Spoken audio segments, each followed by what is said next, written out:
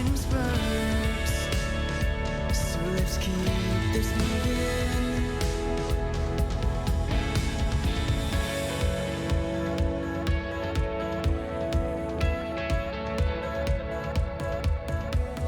Leave all the fears that you have behind, and we'll break every curse, put it on the line. Can't stop fighting for you, 'cause all I know is I'll go anywhere that you wanna go. 'Cause life is worth living. Oh, when you give me all your loving, and our love is a chain reaction. It comes in spurts, so let's keep this moving.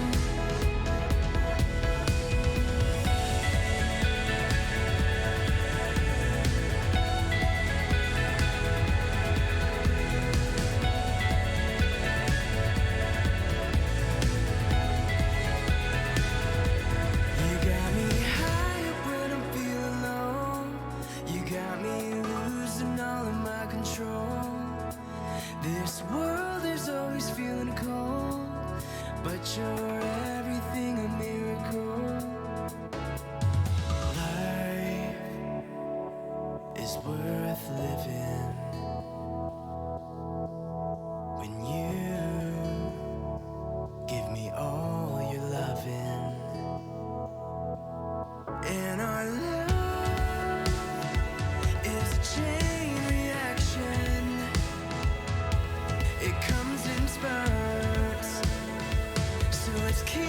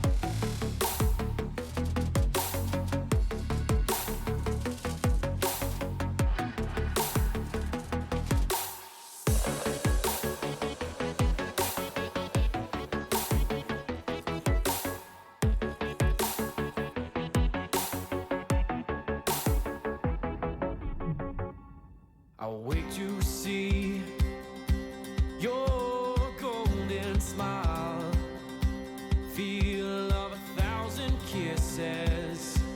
Oh, please stay a while. I'll reach up to hold your sunlit face. Feels like a handful of silk now. I'm in your warm embrace.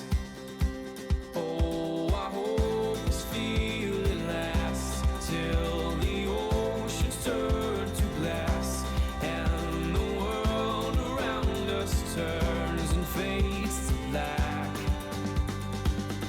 Together we'll hold back the sun in this moment, forever young. Against the stream of time we'll run, baby. We'll hold back the sun. This feeling moves me every single day.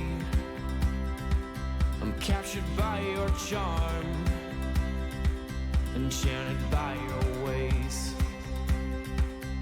In the magic of your eyes, I've become lost in their spell.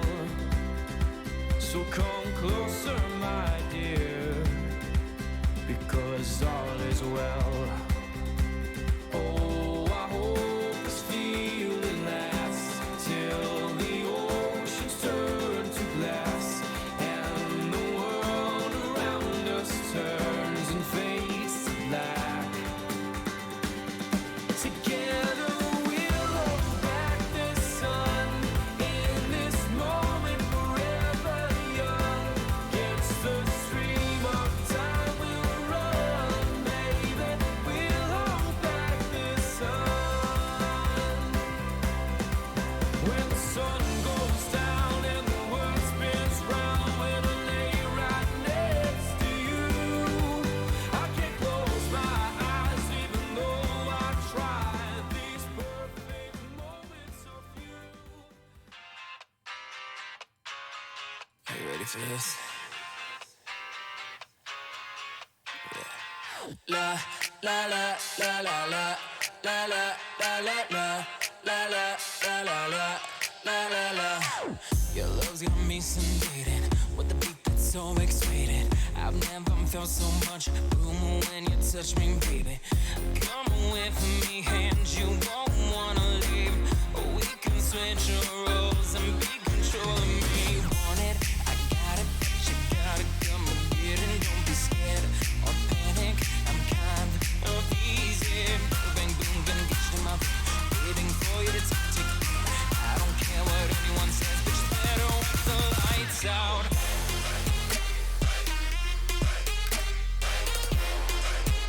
But it's better with the lights out.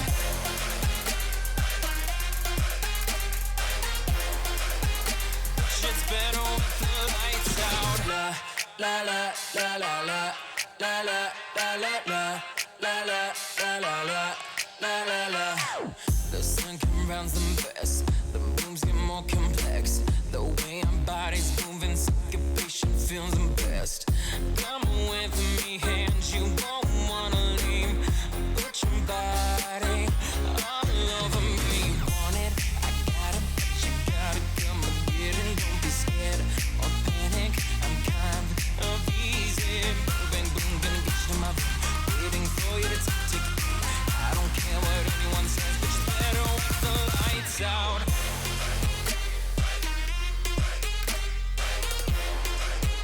But it's better with the lights out.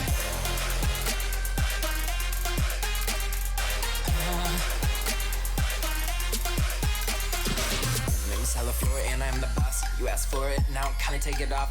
I'll never get you as you head down south. Now show me how you use that mouth. Toxic odds here to knock your socks off. Here to tell you it's better with the lights out. Bang bang boom, I'll take it in my room. I told you, bitch, it's better with the lights out. Want it? I got it, but you gotta come and get it. Don't be scared or panic. I'm kind of easy. Bang boom, gonna get you to my room, waiting for you to tick. I don't care what anyone says, but it's better with the lights out.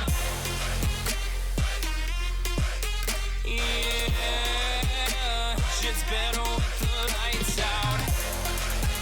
Turn 'em off, baby, yeah. Shit's better with the lights out.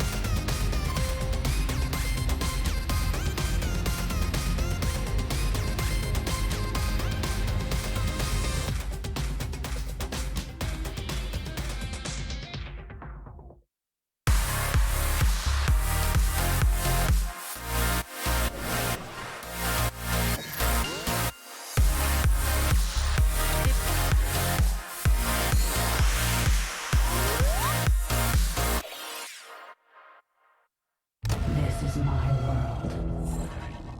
Let's make it count. I must practice tolerance.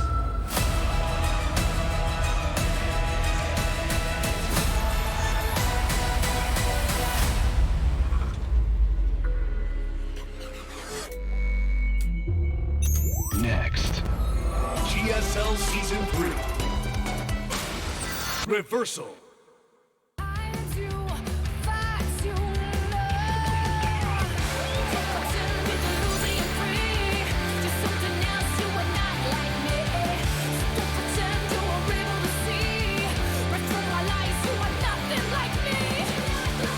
What is up? We're back at the GSL Codas for day 2 of the round of 8. After today, we will have our final 4. To be honest, this is all just kind of like icing. This is all bonus at this point. We've already done our 4,000 matches. I don't really care anymore, I know. to be honest. It really lost its luster. I'm just going to glide through GSL till it's canceled at this point. I'm done. Yeah, we got to 4,000 games for the first matches. Excuse me. Yeah, a lot more. Hold your tongue, 4,000. We've done way more than 4,000 games. We did that here. in the first season, probably. We've been on for over 9 years now. It's crazy. Are we just gonna have to stop this eventually? Do we just keep going forever? It's gotta be ended. I'm down to keep going. So today we're going to get those final 4 players. Yesterday was pretty crazy. We did have a kind of a disappointing showing from Keen. It was cool to see him get to the round of 8, but unfortunately, that's his limit for now. Dark versus TY, that was also a very exciting series, but TY is out and he is now back to casting. Yeah, Dark vs. TY was a very weird series, in fact. But this top 4 is shaping up to be something epic. Dark and Trap, that's so strong. And whoever comes out tonight, like, you look at this, and there's only one player here that's kind of a misfit in the round of 8, but I give him a chance to get out tasteless. Oh, fuck. I can't believe you've done I would love to see that, actually. We're waiting to see if Maru can be as consistent. This music is breaking the format of my brain. Are you doing all right? This is amazing music. This is your kind of tune? You don't think this is good? No. You just don't like fun? You don't like video games and stuff like that? You're not a gamer? No, not a gamer. Exposed. Damn. As a gamer. If you were an e-gamer like me, you would really like that. I do want to e-game, but I guess I'm not. Yeah. I'm not a true e-gamer, man. I was a regular gamer, and then I became an e-gamer when I love the term e-gaming, where like that's not even a term. You know, people are like, oh, so I heard you work in e-gaming. I'm like, yeah. What is that? that like electronic gaming? Anyway, sorry. We're getting ahead of ourselves. We got a quick interview. Andy, go ahead and translate this one for us. Hello everyone, we're going to have a pre-match interview with the two players playing tonight. And these players have been having a really hard year this year. And we're going to have an interview with RagnaroK and Zest. Hello. 안녕하세요. Hello. 네. 자, 이병렬 선수부터 First of 이야기를 all, 해보겠습니다. 16강 죽음의 조를 In the round of 2대 16, 0 올라왔습니다. you came out 자, in the group of death 프로토스를 as the first 만나시다고 place. 바람대로 And you made it 주성 here. 선수가 And you did mention 올라왔거든요. that you want to go up 주성 against 선수 Prolos 플레이가 in the round of 어떠신가요? 8. How do you feel? 그 D조 소스 3명 중에서 제일 만나고 싶어 했고 Out of the 3 제일 Prolosses, 원하던 I did want to go up 상대를 against 만나긴 Zest the most. 확실히 이게 또 8강을 오다 보니까 생각이 But 너무 많아지더라고요. Coming to the round of 8, 그때 you know, I've been having a lot of 좀 thoughts. 걱정이 좀 많이 돼요. So I'm slightly worried 생각이 right now. 많아졌다. 그 징크스 생각이신가요? Are you talking about the jinx? 아니야 징크스는 아니고 Not really 그냥 the round of 8 jinx. 그래서 제 생각보다 높게 올라가다 보니까 You know, I'm just like getting further ahead. 좀 이제 좀 더 많이 간절해져서 And you know, 생각이 I'm starting to 많아진 것 같아요. feel more desperate for the win 징크스 now. 생각은 아니라고 하십니다. 자, 주성 선수 Okay, let's talk 이야기해볼게요. with Zest now. GSL 프로토스 우승자 중 최강의 Out of all the 커리어를 GSL 보유하고 Pro 있습니다. champions, you have the best career. 시즌 1, 2 성적이 부진했는데요. But this year, season 1, 마지막 season 시즌 2, you were eliminated 극적으로 very 8강 올라온 quickly. 소감 어떠신가요? But how do you feel coming all the way here? 일단 Well, 16강 조는 잘 걸려가지고 first of all, I do feel like the round of 16 group was 8강은 올라갈 very 것 good for me. 같았는데 And I kind of knew that I would go to the round of 8. 좀 어려운 But then now that I'm 광패수 playing against 선수보다 RagnaroK, 김대엽, I'm a little 김도우 worried. 선수가 낫다고 할 만큼 저그전에 대한 부담감을 드러내셨는데요. Currently, you are going to go up 아직도 against 그렇게 Zerg, 심하세요? and you did say Zerg is a very hot 근데 matchup. 연습해 보니까 방태수는 더 나은 것 같아요. But after scrims, 수는 더 나은 것 같고. I do feel like 저그전에 you know, 어려운 건 I'm getting the hang of 사실 it, but 것 같아요. the fact that Zerg is a really hot 공통점 matchup doesn't 질문을 change. 드려보겠습니다. 두 선수가 공통점이 있었습니다. Well, the 그게 two players 뭐냐면 do have 두 선수 similarities. 모두 GSL 9번째 8강전을 맞이했다는 And 건데요. both players are 하지만 playing their 결과는 9th 매우 round of 8 다르죠. match today. 8번 도전에서 8번 넘어졌던 이병렬 And 선수 RagnaroK 입장에서는 has slipped 부담스러운 8 times out of 8 그래도 challenges 매번 이렇게 But every time you get up and 도전자의 challenge 모습을 보여주고 계시는데 for the GSL. 응원도 그만큼 많이 받았을 And 것 I'm sure you get a 같거든요. lot of cheers too. 어떤 조언이나 격려 듣고 And did you 오셨어요? have any advices or 네, 그냥 words of support before you 편하게 came here? 하라는 말 좀 많이 들었고 Oh, they told me to play 그냥 comfortably, 8강이라고 생각하지 말라는 말도 많이 들었던 것 같아요. and they told me 8강이 try to 아니라 get the 이렇게 nervousness off 생각을 quite a bit. 해봐라. 그것도 좋은 방법이 될 것 같습니다. 주성 선수는 And 이런 for you, Zest. 징크스로 고생하거나 고민하는 그런 마음 혹시 And 아시나요? did you have any kind of worries coming here? 저는 뭐 스스로 멘탈이 좋다고 생각해가지고. Well, I do feel like I'm a 징크스 very 같은 게 mentally 별로 strong 없는 것 같아요. person. 그래가지고 별로 신경 안 쓰고. So I'm not really 병렬이한테 I feel 다시 indifferent. 한번 말해주고 싶지만 이건 8강이거든요. 그래가지고. And this is the 그걸 round of 8, 명심했으면 좋겠어요. so I'm gonna try my best. 8강이라는 걸 명심했으면 좋겠다 이야기를 하셨습니다. 자, 많은 팬분들도 GSL에 남아있는 이 이병렬 선수의 And a lot of 8강 fans 징크스에 주목을 are 하고 looking 계시는 forward 만큼 to 이 결과에 whether RagnaroK can 주목해 break his 주셨으면 round of 하는데요. 8 자, jinx 두 or 선수 not. 모두 이 블리즈컨 가능성으로 보면 아직 갈 길이 먼니다. And the two players, in terms of going to BlizzCon, they have a long way to go. 서로에게 한마디 But before we 해보겠습니다. finish the 자, interview, 마지막으로 would you 이병렬 like to 선수가 say 먼저 any 해주실까요? message to each other? 제가 성욱이 형이 저그전을 너무 Well, 못하기 때문에 Zest is really bad at 제가 지금 PvZ, 너무 방심을 하고 있어요. 그래서 so you know I'm I kind 저그전 of let the guard down. 못한다고 제가 생각을 안 하게끔 좀 잘 했으면 좋겠어요. So I'm just gonna try hard. 방금 얘기 듣고 조금 화가 나신 것 같아요. 주성 선수의 답변 And as for you, 들어보겠습니다. Zest, 제가 저그전을 못하는 건 사실인데. my PvZ is bad. I know 병렬이는 that, 잘 이기거든요. 그래가지고. but I am pretty good at beating RagnaroK. 네, 제가 8강이래 4강 가겠습니다. So I'm gonna go to 네. round of 4. 상대 전적이나 승률은 이병렬 선수가 And in 앞서고 the head-to-head 있지만 record, GSL it's true that 인연으로 RagnaroK is 보면 ahead, 주성 선수가 훨씬 더 but 좋은데요. Zest has been with the GSL for a longer time. So we'll see who out of these two players will get to play Dark in the semifinals. All right. Thank you very much, Andy. Very cool to see that Zest is a Boston Celtics fan. With the pants? Oh, yeah. Clearly. Those are some green. Those are their warm-up pants as far as I know. Yeah. You got to be comfortable when you're playing, man. Yeah. When you're e-gaming.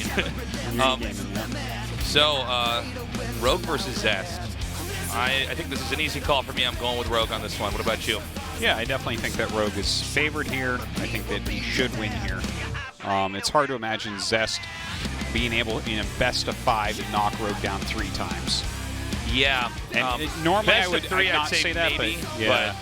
The thing is, if it gets into the very late game, Rogue will crush Zest. Rogue will generally crush anyone in the late game, but in the current metagame, and because Zest is not a late game player, I put those together. I'm like, okay, so you have to kill him. So what Rogue has to do is make sure he has enough units that he doesn't die.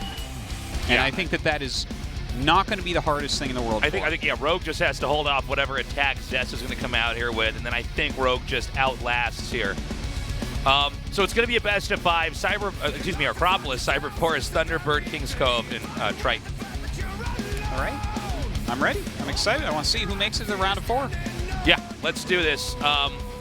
And our countdown's actually started, so we're going to jump right into this best of 5. This is Rogue versus Zest, a fight to get to the final 4 of the GSL. Fight!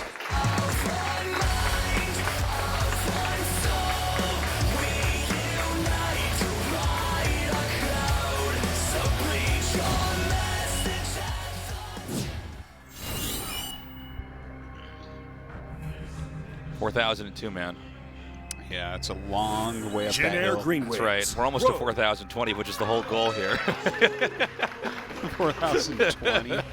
How dank would that be, Artosis? Well, it's going to happen soon. Yeah, next year. I guess. Ocean Gaming, Zest.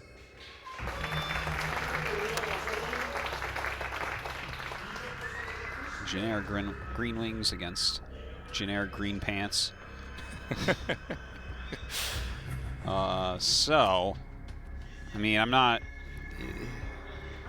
Zest has had times where he has absolutely, like, invented new stuff for the metagame in this matchup. He has brought some of the most powerful builds out.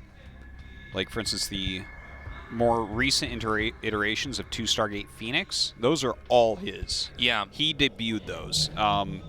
And really helped to perfect those. He is fantastic at perfecting builds. The thing is, do I think that today he has new stuff? Like really new, groundbreaking stuff that's going to change the metagame? I'm not sure, man. Yeah, I don't know. There's this whole period where it was like I can't remember how many BlizzCons ago it was because we've done a lot of those now, but where everybody thought Zest was going to win that year. He was like the best player. That would have been just like... Well, I mean, 3 or 4 BlizzCons ago. Not everybody thought he was going to win. But he was one of the players where you thought, okay, this guy has a very serious shot of taking it. I think that was 2016 or 2015 that you're talking about. But, yeah. We don't have sound effects on. He sort of... Oh, yeah, is that what it is? Yeah, somehow the sound effects in game are not on. I thought something was off here. Yeah. I'm like, no, that drone definitely attacked that probe. They'll probably get that fixed pretty soon.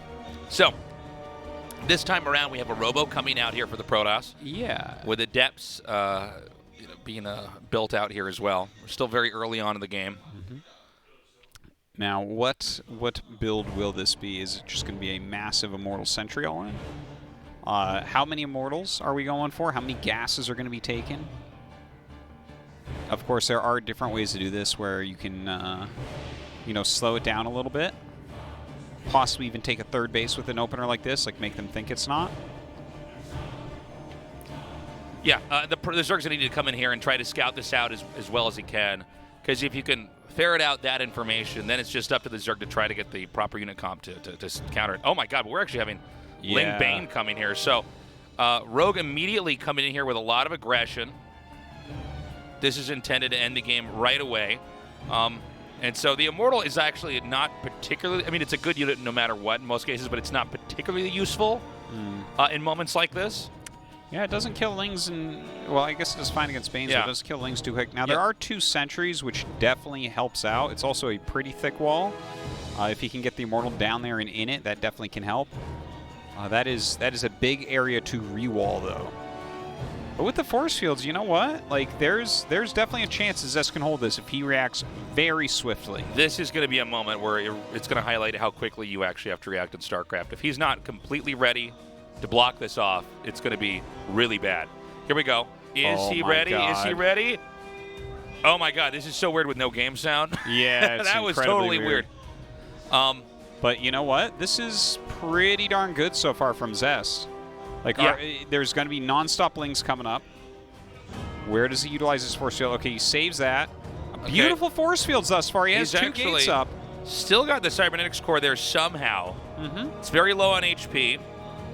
He's going to even start another one right now. This so far is a really fantastic hold. I feel like this is like a really old esport, like, you know, when there were movies but there was no sound or anything like that. It's like I just wish we were playing in black and white. That's what I wish. Yeah. No casting, just an occasional phrase would pop up on the screen. Yeah. Okay, blocks that from dying. And game sound's back, thank God. Yeah, the gate on the left is going to end up falling, so he's got to be careful at that. I love the heal on that gate, manual heal, beautifully done. Warps and Zealots on the outside. Yeah, now he's starting to come in here. The Warp Prism can really allow him to last a lot longer than you'd expect, but GG, Zest taps out. Yeah, that was a very strong hold from Zest. Just very expertly done. Rogue, look at how wiggly he is in his chair right now. Well, that was, I was a little bit surprised, especially considering how good he is at late game. I was not expecting him to open up with that, but I think that's why he did it. Well, this is the thing, is Rogue is one of the other players that is so good at preparing for a long series. Best of 5, best of 7s. Really hard to imagine almost anybody beating him. Yeah, he was kind of a sniper in Pro League for a little bit, in fact, SOS because he is good Maru. at prep. Yeah. He knows how to prepare. And look, I mean, Zest might have held that had he reacted a little bit faster, but Zest already in hot water. You know? Excuse me, Rogue already in hot water. Really cool, though, to see that. Well, it's definitely one way to mix it up. You know, and I guess that it does make you think that, well, I better be careful going forward here. Look at that. Rogue gets up. He's furious, Tasteless. Taking his break. He's running out of here. He's got tears in his eyes. Blazer back on. As he gets over to the bathroom. That's okay, Tasteless. I know that shirts are difficult. I'm not good at shirts. You're kind of like a puppy where you throw a blanket over a puppy and just watch him for 20 minutes, try to get out, and then they take a nap under it. I'm ready to be on camera. He got up so fast. Okay, not shocking that he's going to take a break there, though. Well, that just so did not work.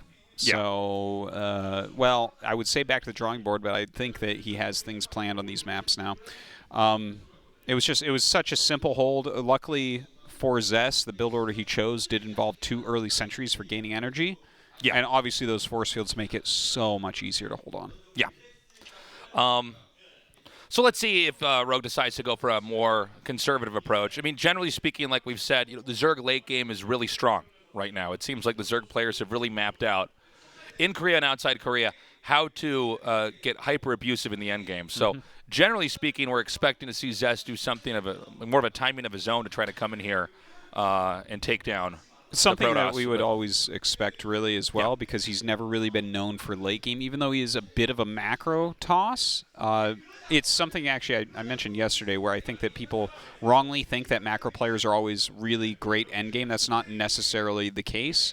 Like players like Zest and Invasion are actually very much strongest in like a late mid-game, early late game scenario where they've just maximized units all game long and abuse you through that way. Whereas just because you're good at making a lot of units doesn't mean that your end game is suddenly fantastic. Because when both armies are maxed out, it doesn't matter that you can make armies better than them. You know? Right. When all the tools are there, it doesn't matter that you make armies better. At that moment, it's about decision making. Yeah. And how do you actually try to maneuver on a giant map? We're actually going right back into this game. So let's go.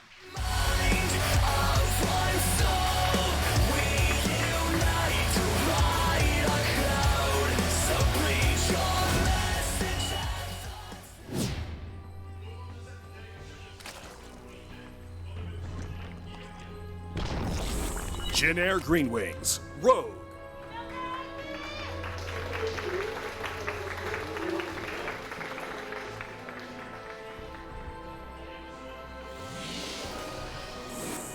Ocean Gaming, Zest.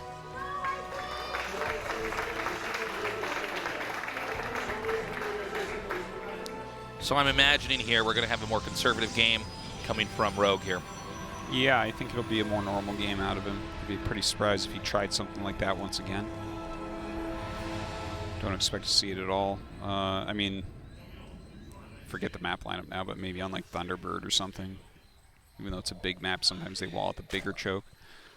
Anyways, it's tough. It's tough to give a real analysis of a game like that, because you have to mix games like that in or you become too predictable. And it's such one of those scenarios where if they win, right, like say Rogue wins that and then wins the series. Hey, From thanks. New Zealand. Thanks for coming. That is a long flight. Thank you much. But yeah, it's one of those build orders, one of those strategies from Rogue where, you know, if he wins that game and sets the tone and forces Zest in some tough positions and wins the series, you're like, see, this is kind of brilliant play, right? Like we've had players like that in the past that have been very aggressive in certain key games. Sulky's like a good guy to remember for that, where he'll mix in the cheese very well. You know, there's Dark does that, right, where he'll mix in a cheese that's like very aggressive. You're like, damn, that was really good. But then when they don't work, it's so easy to take the other side and be like, why did you do that? Zerg's good in the late game. You know what I mean?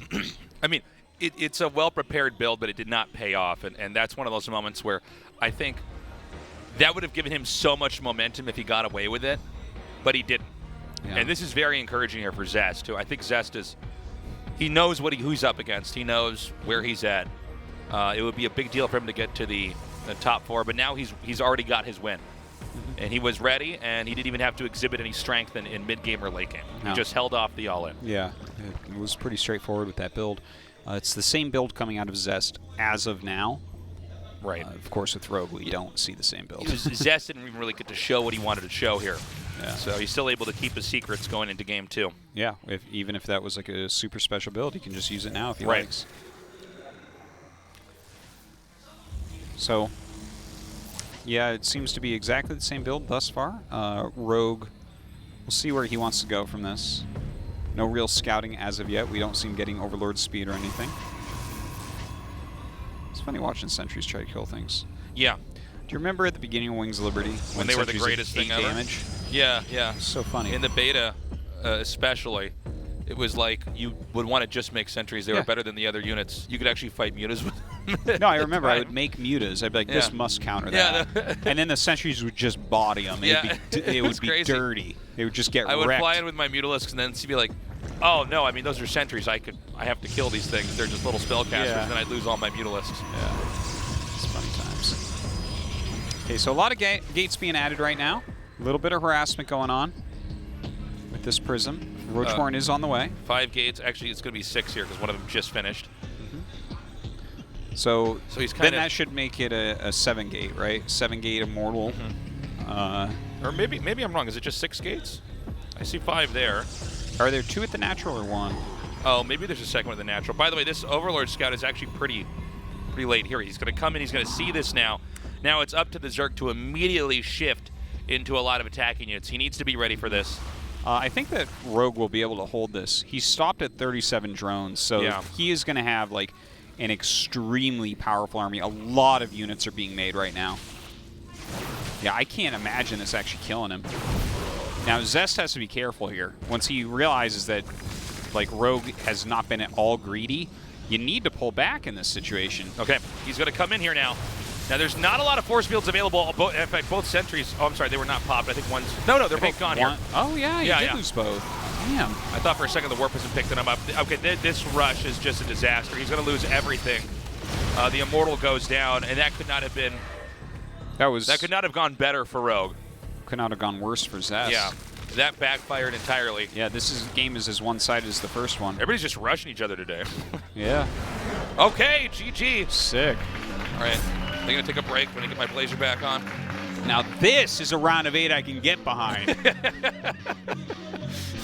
Zest versus Rogue. My God. What am I looking at? Yeah. Now I think, judging by the way this is going in Game 3, they're both going to rush into each other, and it's going to be a draw. I feel like so far, this is the second to last round of the qualifier for NA Challenger. That was pretty bad when that rush did not work out at all. I mean, this is... That... Well, it's so funny, right? Because he's doing this Immortal all-in, which is totally fine. I mean, it's still a build you should mix in. It's not as powerful as it was, but it's a doable build. And he gets up there. There's like 2 drones at the 3rd. That should be your first big hint that your opponent was not greedy. Yeah. Okay? You're stopping on 37 drones and going Roach Ling? Protoss ain't doing nothing to kill you unless they have a Dark Shrine, okay? That's the only way anything's going to happen. We're going to go to Thunderbird for Game 3. That's loading up now. Right now, Rogue versus Zest. Tied up 1-1 in this best of 5. Let's see which one of these players in Game 3 will take the lead.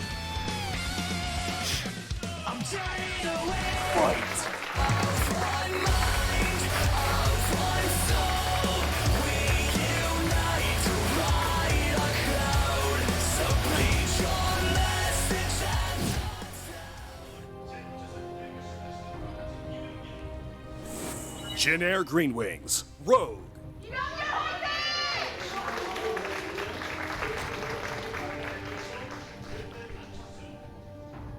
What are you laughing about? I'll tell you in a second. I don't want to be interrupted by this. Ocean Gaming, Zest. Okay, so that intro voice is truly the alpha of the 3 no, of us. No, I can't speak over. It's like impossible to ruin it. Whatever I'm saying. You know that Rick and Morty episode where they're watching like Alien Cable. Alien Cable TV, and then they switch to this thing, and it's like the Olympics for some aliens, and whenever the alien like just runs and then explodes onto a wall, and people are like, "Oh yeah, oh that was good." Yeah, I do remember. Like that. they die to do their move or whatever. Yeah. I feel like that's the match we're watching right now. We're like we hold up weird scorecards or something. I'm like, "Oh yeah, no, you did it. Okay, that was your attack." Yeah, I'm actually shocked we're already in Game 3. How long have we been live for? Under 30 minutes, 25 minutes here we've been going. And we've already gone through 2 games. That's crazy fast. Yeah. Well, to be fair, coming in tonight, I didn't think that this would be... Look at all these beautiful nerds. Yeah. You guys are in the right spot. Totally. You know, out of the 2 matches tonight, I actually think that the good one is going to be RagnaroK Maru. I think that that actually has a lot of potential. Even though it could be like a 3-0 Maru, I could see it being a 3-2 RagnaroK. So I'm very excited about that one. Well, RagnaroK is... you know, we already had our Keen Shori shot, so let's go ahead and move it over to RagnaroK. RagnaroK, it's really exciting to have him in the round of 8. Yeah. I think he might be able to pull something off. I do like a good underdog story. Well, in this match I came in, I'm like, I think Rogue's just going to 3-1 him. Like, that's what it feels like, you know? Yeah. It's one of those very clear 3-1 feelings where you're just like, I hope there's like a good game in there. So far, no, but we'll see. These games have been so basic and abrupt. Dude. Like, after the first 2 games, I'm like, well, there's just nothing else I could say. His timing attack just didn't work. Because literally could be any 2 Diamond players in the whole world going at it right now. Yeah. We're just casting random games on Battle.net, and they're just popping up, and we just talk through them. Well, to be fair, actually, the hold against the Baneling All-In was... That was actually the highest skill thing we've seen today was the hold. So we have Twilight Council coming here. Oh, okay. So no Robotech. Zest is going to show us a different opening. I bet you it's a DT-based Archon drop, but maybe not, actually. He's not throwing down a Robo. We'll see. He still has a few seconds to be able to do that. Okay, there it is. So yeah, should be a DT-based Archon drop. Now an Overlord gets in here. See what's what. There's the Robo. It sees that too. What is that? What's he gonna do? I think he's going to hide something up here, Artosis. I want to see double Stargate up there. Really? Yeah. Oh, Dark Shrine. Overlord's like, what? Goes back and checks. Yeah. Well, this should be... I mean, this is not an uncommon build or anything. Obviously, the Archon drops have been nerfed a little bit with pickup range. This is... Wasn't Zest one of the main guys that started this? Really using Archon drops? Gosh. I feel like I believe he was, actually, yeah. Well, he's actually... He's... the guy that was mostly at the head of the Protoss meta for years. So a lot of what we do in Protoss does actually come from him, or he cleaned up a lot of it as well. Because you got to be careful not to just throw out like who made a build or something that's like almost silly because it's almost impossible to tell. Yeah. But like whether he created them or not, he showed a lot of the builds first and cleaned them up as well. Like you know, a lot of the other pros probably just take Zest build orders because he's very good at that. There's like one of his super strengths. There are certain players that when you get a new version of the game, they immediately come out on top. I mean, we saw this especially when Wings of Liberty first came out. It was this whole wave of players that it clicked with them first, and then the other players who might practice more or take a little bit longer to learn end up catching up, and then they take the lead. But Zest really, when Legacy of the Void came out, this version of the game gelled with him. You know, I think that Heart of the Swarm and Legacy of the Void, the people who are on top on that, that's like a more respectable, a truer test of skill. Whereas I look at who's on top at the beginning of Wings of Liberty, and the thing is, that's just a new game. The people on top were just the people who rushed. It was just about attacking because you learn that so much quicker. Or you've learned some gimmick or exploit, and then yes, and that was like, remember Bit by Bit Prime? Yes, the biggest joker ever to have played this in the GSL. Yeah, like you go back and I went back and watched one of the games, and I'm just like, oh my god, he's worse than me playing with my feet. Like it's awful. Oh, check this out. He's going to put 2 Stargates up there, Tosis. Your dream's coming true. Yeah. Well, that makes sense, right? This is the type of thing to actually do in a situation like this, because some of these switcheroos into Stargate are super powerful. A lot of people are liking mutas right now, and he has Speed Overlord, so you know that there is no way to do it other than to hide it. So this is a very strong move from Zest. I think that this was wait, is that Overlord going to spot that, though? Is that path? That should... I think he's just barely not going to. Hold on. Oh, my God. But does he actually see it? Yeah, he does. He's like, wait a minute. You what? Does he cancel his mutas? Let's see. Or does he just run up there and try to get rid of... Do you cancel your mutts? Do you cancel your 5 mutts? Oh, he's going to let the mutts finish. 5 mutts.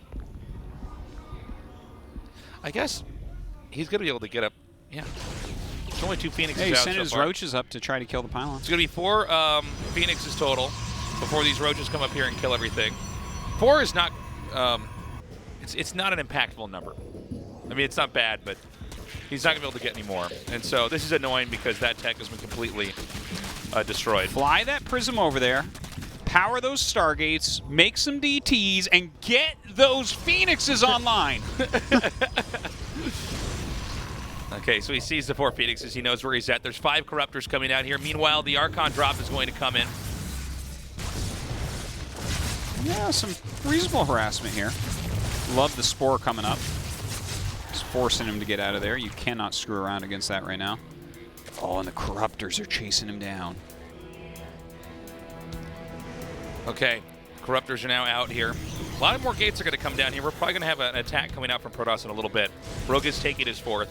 The Baneling's nest, excuse me, getting set up for defensive purposes here.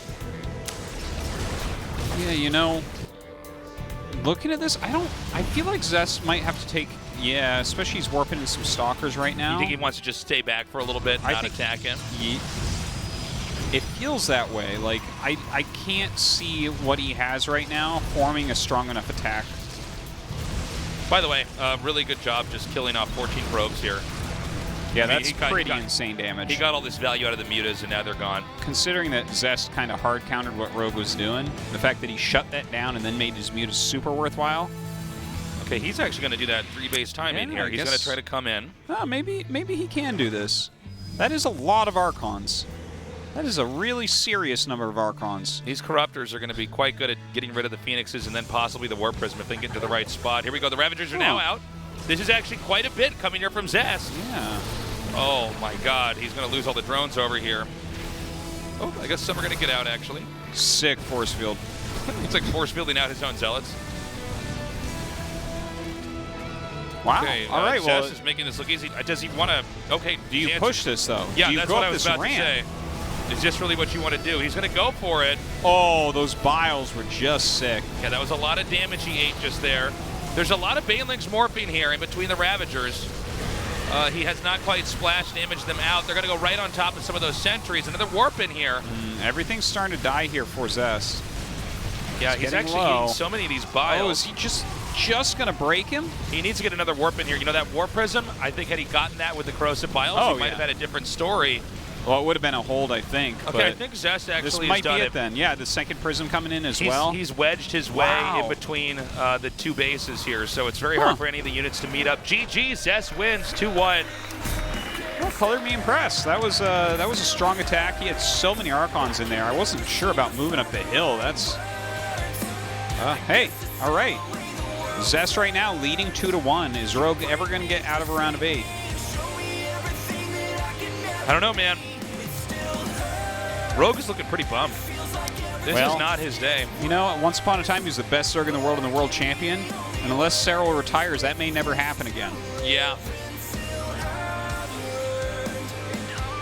What is he going to do in this next game? Because that was a very straightforward 3-base timing attack. He even denied the Phoenixes there.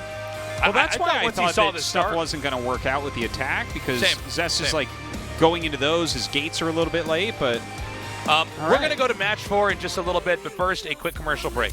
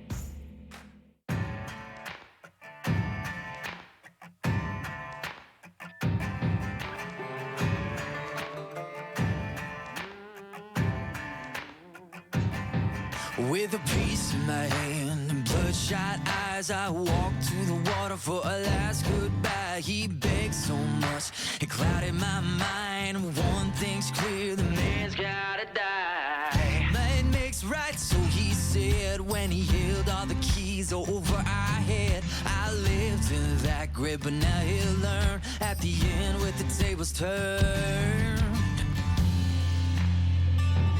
Lord, forgive me. Take me on down the river where the guilt can't find a red-handed sinner.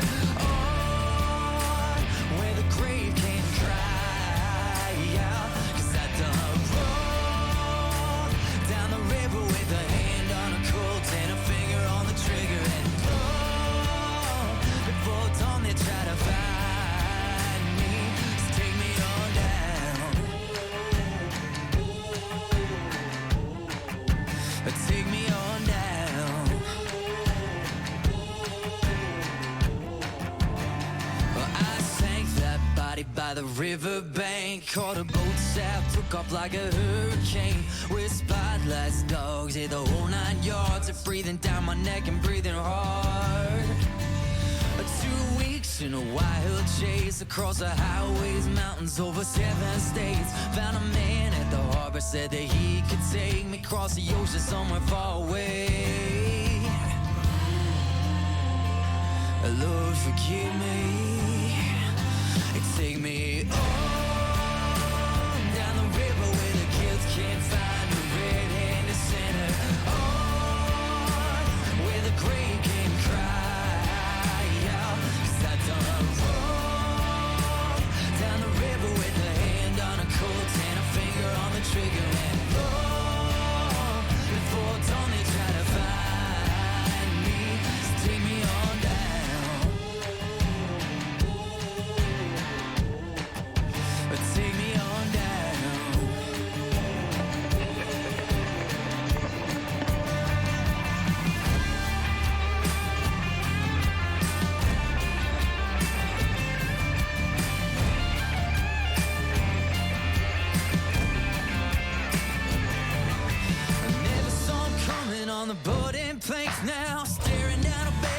at point blank range. I'm made for the water, jumping off the ledge, but not before I get through to the chest.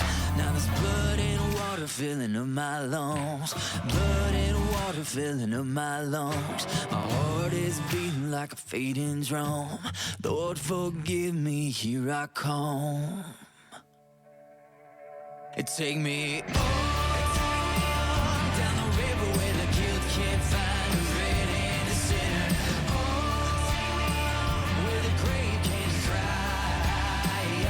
'Cause I don't roll down a river with a hand on a corpse and a finger on the trigger and low before dawn they try to find.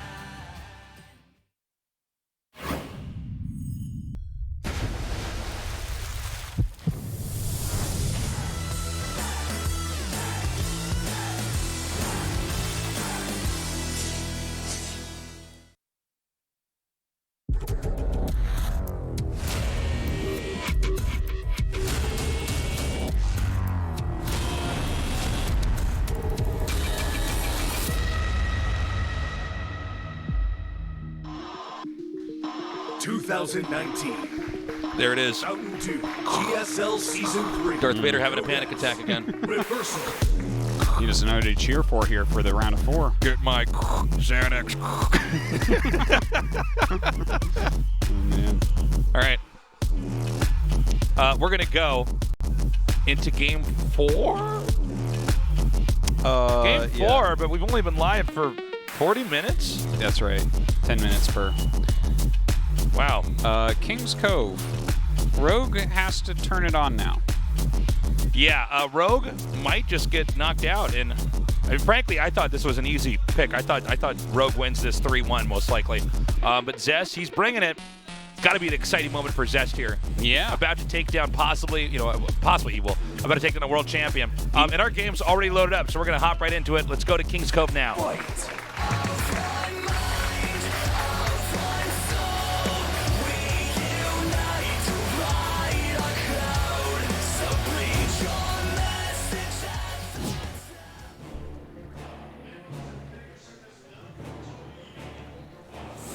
Jin Green Wings. Rogue.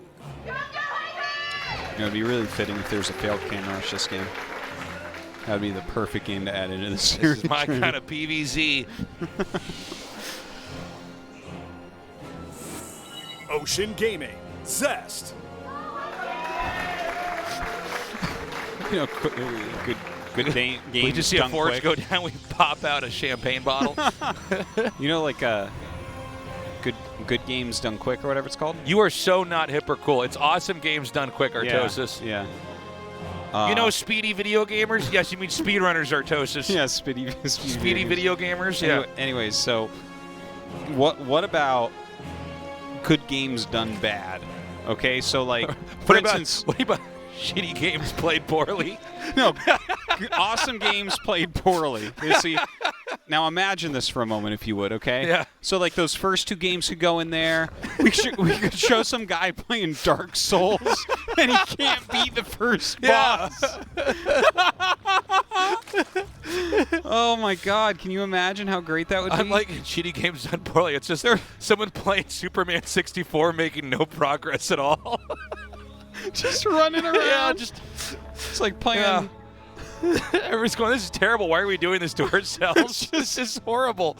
It's a guy playing one of the the new Grand Theft Autos, and all they do is ride a motorcycle around town and obey the speed limit. Yeah, try not to crash into cars or run over people. Yeah.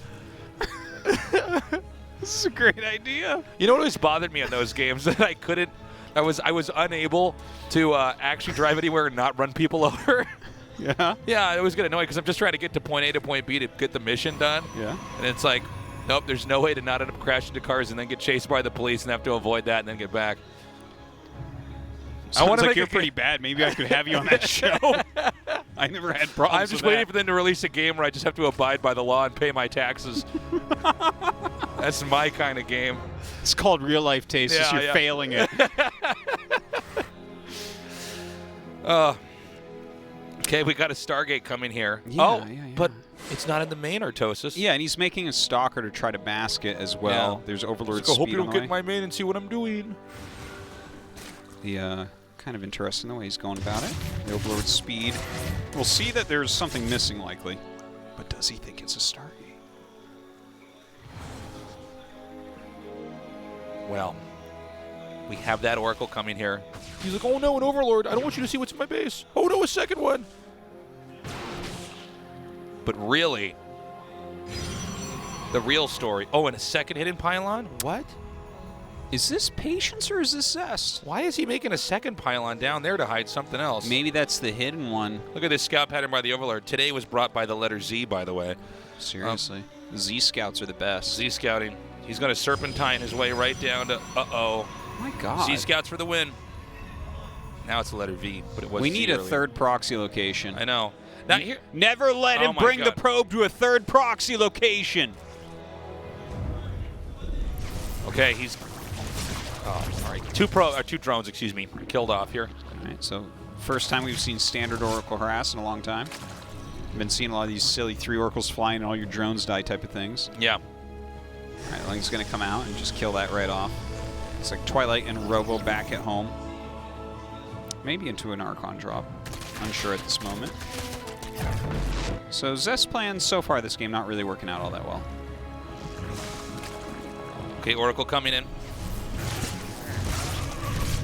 Not bad. It looks like he might. No, he will not lose the Oracle, excuse me. Now, a quick question. I want to pick your brain on that. What are your thoughts on actually having the 2 hidden locations? I always feel like if you're going to go for hiding, why wouldn't you not just hide everything just over there Well, in the upper right? I think having the 2 hiding locations, if they find one, they might not scout the other. Oh, I see. So the idea They're is like, that okay, I found it, They and only they don't have to. Even if they think they've figured out what's going on, they only have half the information. Yeah, and since he knew that the Speed Overlord would know something was missing, he'd find that and be like, okay, now I have to defend this. So if you follow that up with something sneaky from another hidden location, it's like less likely that's going to happen for many of the reasons that you're thinking. Why you shouldn't do it, you know? Yeah. So I think that it's, well, I mean, at the end of the day, it definitely is a mind game and a risk, and it doesn't work out this time. But I think it's a reasonable thing to give a try to. So we've got the 3rd beam taken now. I got to say, Zest on top here, even though a lot of his plans have been completely interrupted so far. But we'll see how this game actually pans out here. I think Rogue's probably going to be in better shape overall. Yeah, I'm liking where Rogue's at. Oh, look at how daring this is. I'll just rough my Templars right down here and cover him with an Oracle. Sick. Wow, it only takes an Oracle shot and 4 High Templar attacks to kill a Zerglin. Yeah, now we know. So the Archon Harass is about to pick up here. Yeah, it seems like he's pretty well defended everywhere at the moment. Don't know what the Archons are really going to get done. Probably just flying on the periphery a little bit. Ooh, drop Overlord on the way. I like it. Get that speed upgrade, why not? This little guy getting ready for some stasis wards, no doubt. Okay. He's not going to let that unpowered building go down. Yeah, please go back and power that. Make a Void Ray! You'll never expect a Void Ray right now! The mind games are crazy. It's like, where's the Archon drop? And then Void Ray replies, no! And then the Queens just shoot it down, and it's like, oh, okay. A little Ling drop coming in here.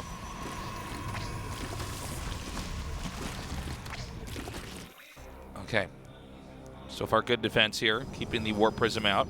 Second Robo is coming up. I feel like he dropped this here and then forgot about it. It does seem that way. Because they're not moving at all. So now there's already a couple Stalkers in there. Help out. All right. I'm just surprised they didn't even target down probes here. They didn't do too much with that. Did not do anything with that, literally. Yeah. Took off Stalker shields. Yeah. And now those Stalkers are going to sit there and wait for the inevitable Baneling drops that'll be coming. Right. I don't think he should have done that at all. What, the drop? I think it's okay to do.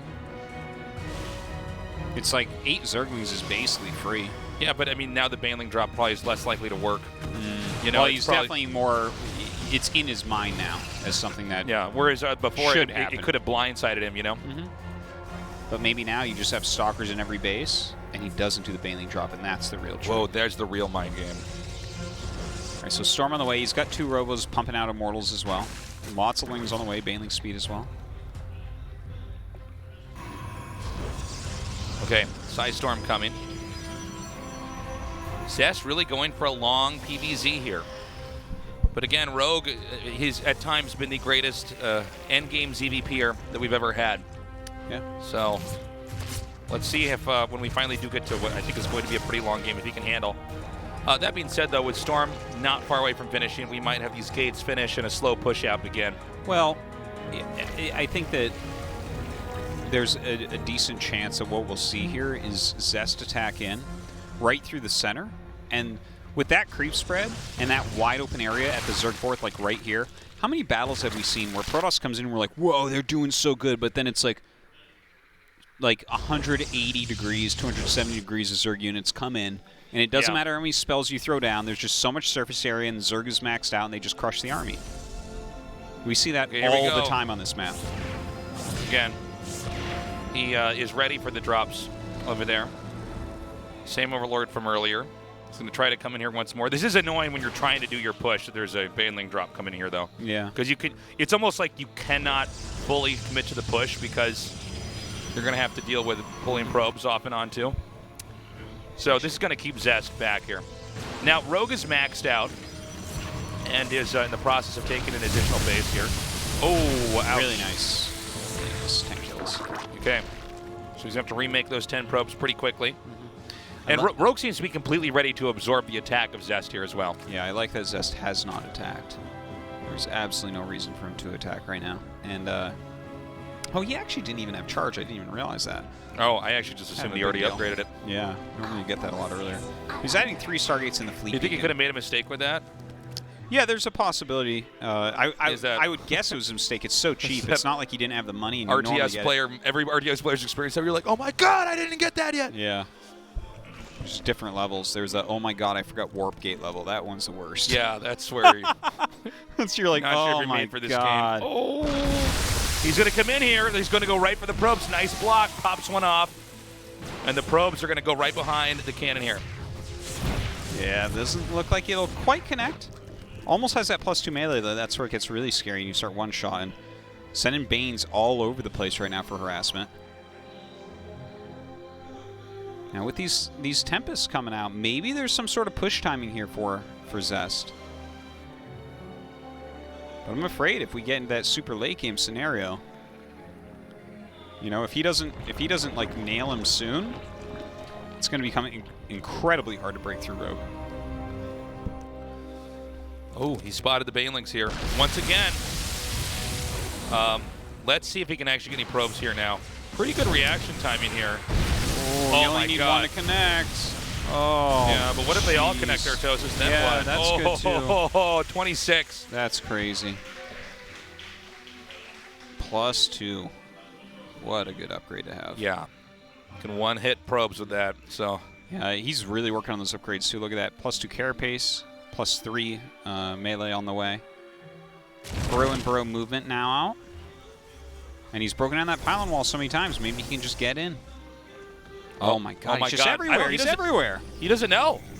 Zest is literally not reacting to that Nidus at all. Oh, this is bad news. And with Nidus Burrow, roaches all over the place. Do something with that Nidus, please. Oh, wow. Seems like he did not expect this. Oh my god, and now Baneling's rolling into the 4th mineral line. Zest has 29 workers after that. Look at this. All these spores are here. Look how many Banelings he has.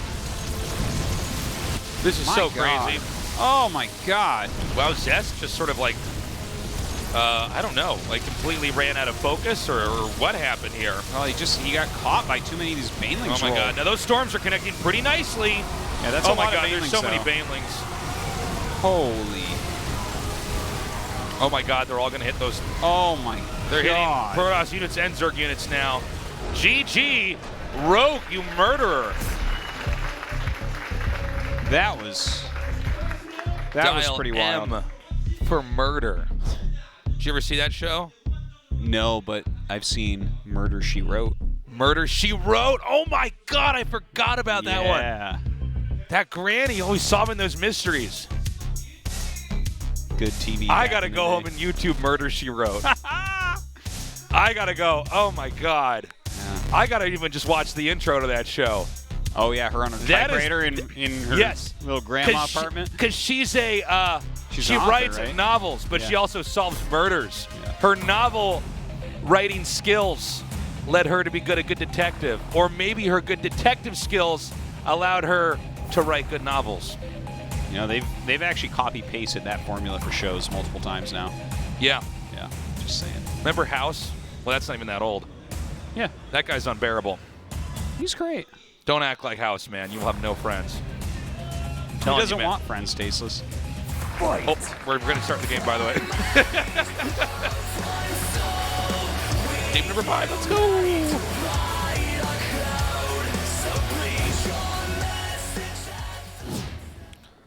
Oh, I just got informed of a cool stat. All the maps that Rogue's picked, Zest Genair won. Green Wings. Rogue. And all the maps that Zest or Rogue, wait, they're winning each other's maps. I got ahead of myself. I'm not good at speaking publicly, sorry. It's the only thing you have to be good at in this job. I know, unfortunately. Ocean Gaming. Zest. God, I can't believe you just reminded me about Murder, She Wrote. Oh yeah. There's so many memes you could make with that too. I think no one will understand them. It's such an old show. It's like what my mom watched when I was a yeah, little exactly, kid. yeah. I remember seeing that play in my grandparents. Yes! Yes! This is the correct way to decide who goes to the round of 4. We earned this. It's going to be a cannon rush. Hell yeah! Do it. Oh, this is so right. This is the way God intended StarCraft to be played. Of course, this is what you should do. Oh, he knows. Rogue knows. That probe took a weird amount of time to come out. Uh-oh, Rogue. You'll never get me back here. Okay. You're in trouble, Rogie Pierogi. Look at that. He hops it out with the cannon. Beautiful. Rogie Pierogi. That's right. Because he's just a little dumpling that's about to be eaten by Zest. Okay, but he can't get more. Oh, what are you doing with those drones? I'm going to stop your probe. I'm No, going to you're go synchronize not. swimming with these. Yeah, keep in mind, the workers are incredibly important here for the Protoss here. You need to make sure that you don't lose probes. Oh! Could that cannon take more time? Yeah. Oh, canceled. Not canceled. That was kill. Yeah. That was Murder, She Wrote. Oh! Oh! Go, go, go, go, go, go, go, go, go, go, The juke is so real, and the Overlord took a shot in there, and that was good. All right, Spine's on the way. Cybernetics core at home. So there is a transition. Oh! He's got to stay alive. He just can't keep the probe alive. No! What a That's hold. it. What a That's hold. it. Wow. This is some nerd justice right here. There's something about when you get cannon rushed online where you're like, well, this is actually a moral issue now. Like, you're actually a bad person. Look at that. Locked in his base. Look at Cannons She Wrote. That's what this is. Cannons Tasteless. She Wrote, yes. But it backfires this time. Dial C for cannon artosis. Yeah. Do you see this? That probe wants to get out so bad right now. What does Zest even do? He throws on a Stargate? Yeah. He's like, maybe I can make Phoenixes to kill your overlords. Dude, I do not even know right now. I feel like you should go 4 gates and chrono your warp gate to use those pylons. Like, he's so dead. He's so... This is the weird thing, too, is like, was the Protoss player, as a professional gamer, you know you probably should just play it out, right? I mean, it's like, oh, no. He just hopped it. Ouch. Well, That's how we decided. That's what that game is. That's how we decided who went to the round of 4. I want to make a TV show about a person who cannon rushes and uses that to solve mysteries. So Rogue, oh God, finally hitting a round of 4 here. Zest, unfortunately for him, it looks like no BlizzCon this year. I believe that even with a super tournament win, I don't think he's going to be able to make it, if I'm not mistaken. But I'll do all the math on that after today, probably. Wow. We're going to have an interview. Gosh, that series was short. Let's see how Rogue is feeling now that he's moved on to the Final 4. And then after that, we have one more best of 5 to see who's going to get that last spot. But I imagine Rogue, Very happy. Much quicker series than I thought. 정말 오랫동안 GSL에 Hello guys, we are going to have an interview with RagnaroK, the first winner of tonight's match. He now moves on 바로 주인공 to the round of 4. 만나뵙겠습니다. 축하드립니다. Congratulations. 감사합니다. Thank you. 제가 다 기쁘네요. I'm like tearing up right now. I'm so happy for you. 정말 오랫동안 발목 잡았던 It's been such a long time. You're bogged down by the jinx for such a long time. How are you feeling? 이렇게 기쁠 줄을 몰랐어요. I didn't think I'll be this happy. 그 캐논을 맞고 After fending off the cannon rush, you know, my heart was bumping really fast. 좋겠다고 계속 생각을 계속했어요. 너무 혹시라도 역전당할까봐 너무 And then I was really worried that I might just like lose after fending off the cannon rush. I'm just so happy right now. 굉장히 벅찬 기분이 드셨을 것 And 같아요. you definitely got the feeling of euphoria after the win. 그동안의 이 과정을 생각해 보면 더 And looking 감동적입니다. back at the process of you coming here. 정말 부담스러운데 사람들의 시선 있죠. And all the fans and all the people have watched you today, and they witnessed you 경기할 때마다 winning today. 이런 것과 싸워야 했을 텐데요. And 그동안 고생 생각하면 I understand that you had to endure a lot of 많죠. hardship coming all the way here today. 네, 그동안 8강만 가면은 저도 모르게 But every time 너무 머리가 I go to the 안 round of 8, 돌아가더라고요. 머리 너무 새하얘지고 my head just wasn't working. 그래서 아까 and 3세트도 그래가지고 너무 게임 너무 안 In the 돼서 third set, my 멘탈이 games 너무 weren't working well. 나갔었는데 그래도 그래도 그동안 그래도 열심히 준비했고 But so far, I've practiced really hard.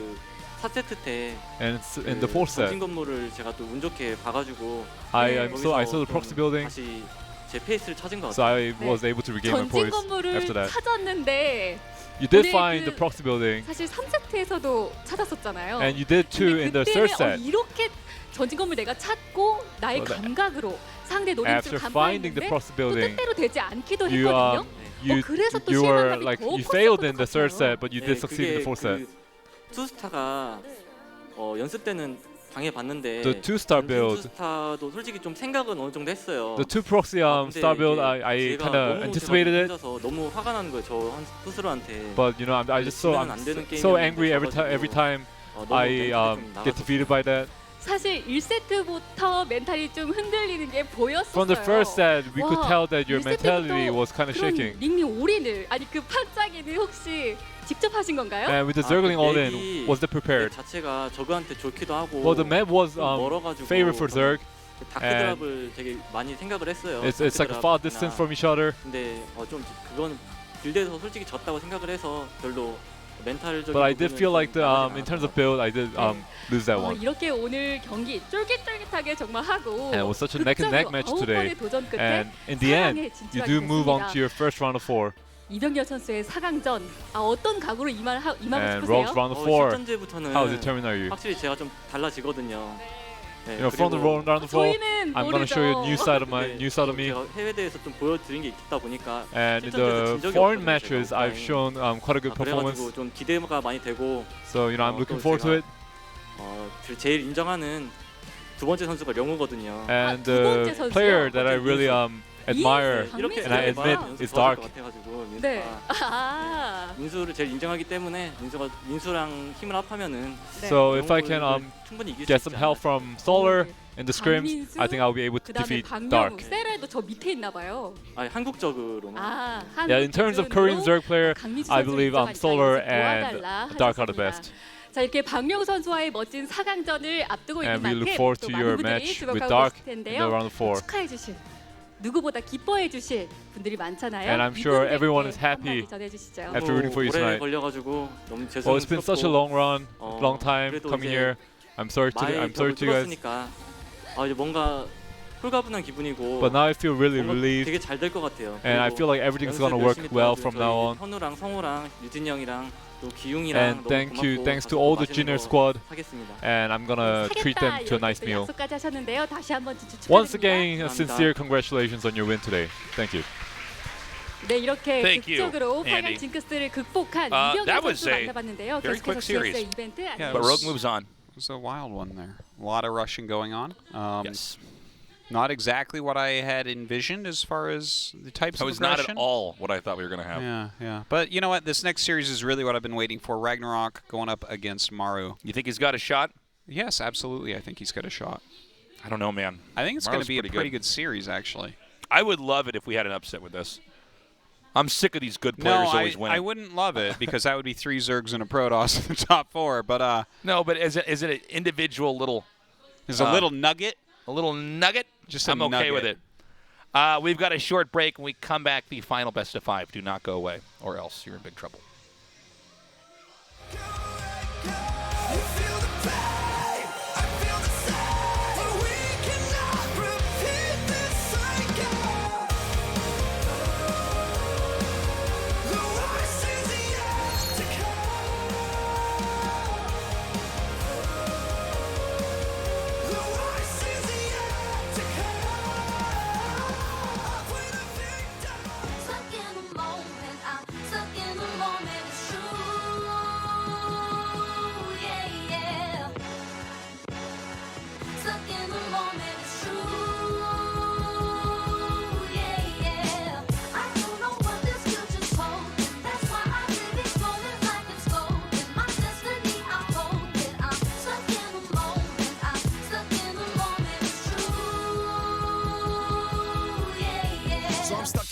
I'm sitting back and I'm still hoping. Lord got my eyes really open where I'm still getting to the bat with chit chat. Got my hat back and I backtrack. My wilderness taught me 3 things. You gotta be original. Drunk night, subliminal movements, be pivotal. Never really cry for pain, man. So I stunt like baby and I work like Wayne. Now let's pursue the children of the game. Yep, I'm just a kid living on a dream. What's the hate on that? I know I shouldn't interact with the 151 Bacardi rum and the Kush still craving some. It's like I'm criminal minded like KRS-One where we first started. I'm the only artist and do this shit regardless to bounce. We bounce to this, searching for the lifestyle, ignorant bliss. We rock stars with a brainless bitch. If you wanna party, then let's go. Got the best throw, concentration low. We cruising, windows down, playing Joe and a bit of J. Cole. Rest in peace, Nate Dogg. We gon' lay low. Yep.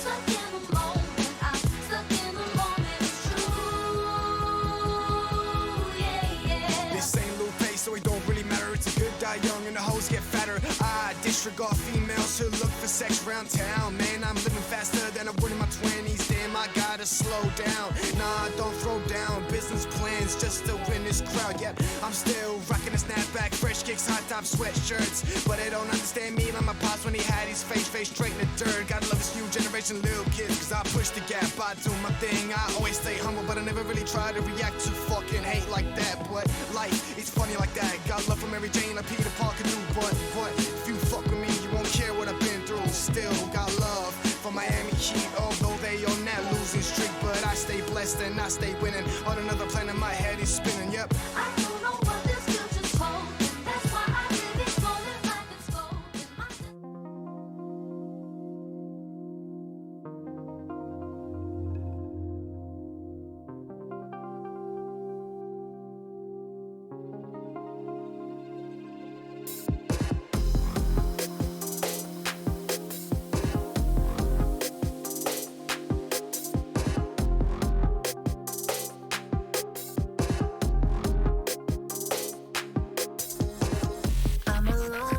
dark, can I be where you are? You were gone from the start, now you tear me apart. I gave you my trust, but you treated me like I couldn't see. I thought you were the one, but I know that I'll never be the girl that you need.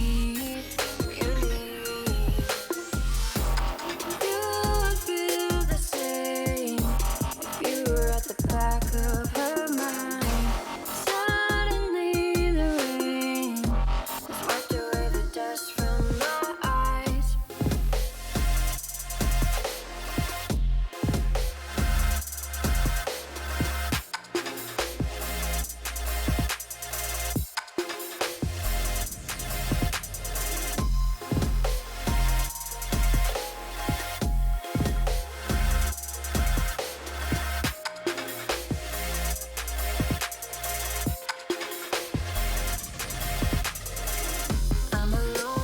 Dark, can I be where you are? You were gone from the start, now you tear me apart. I gave you my trust, but you treated me like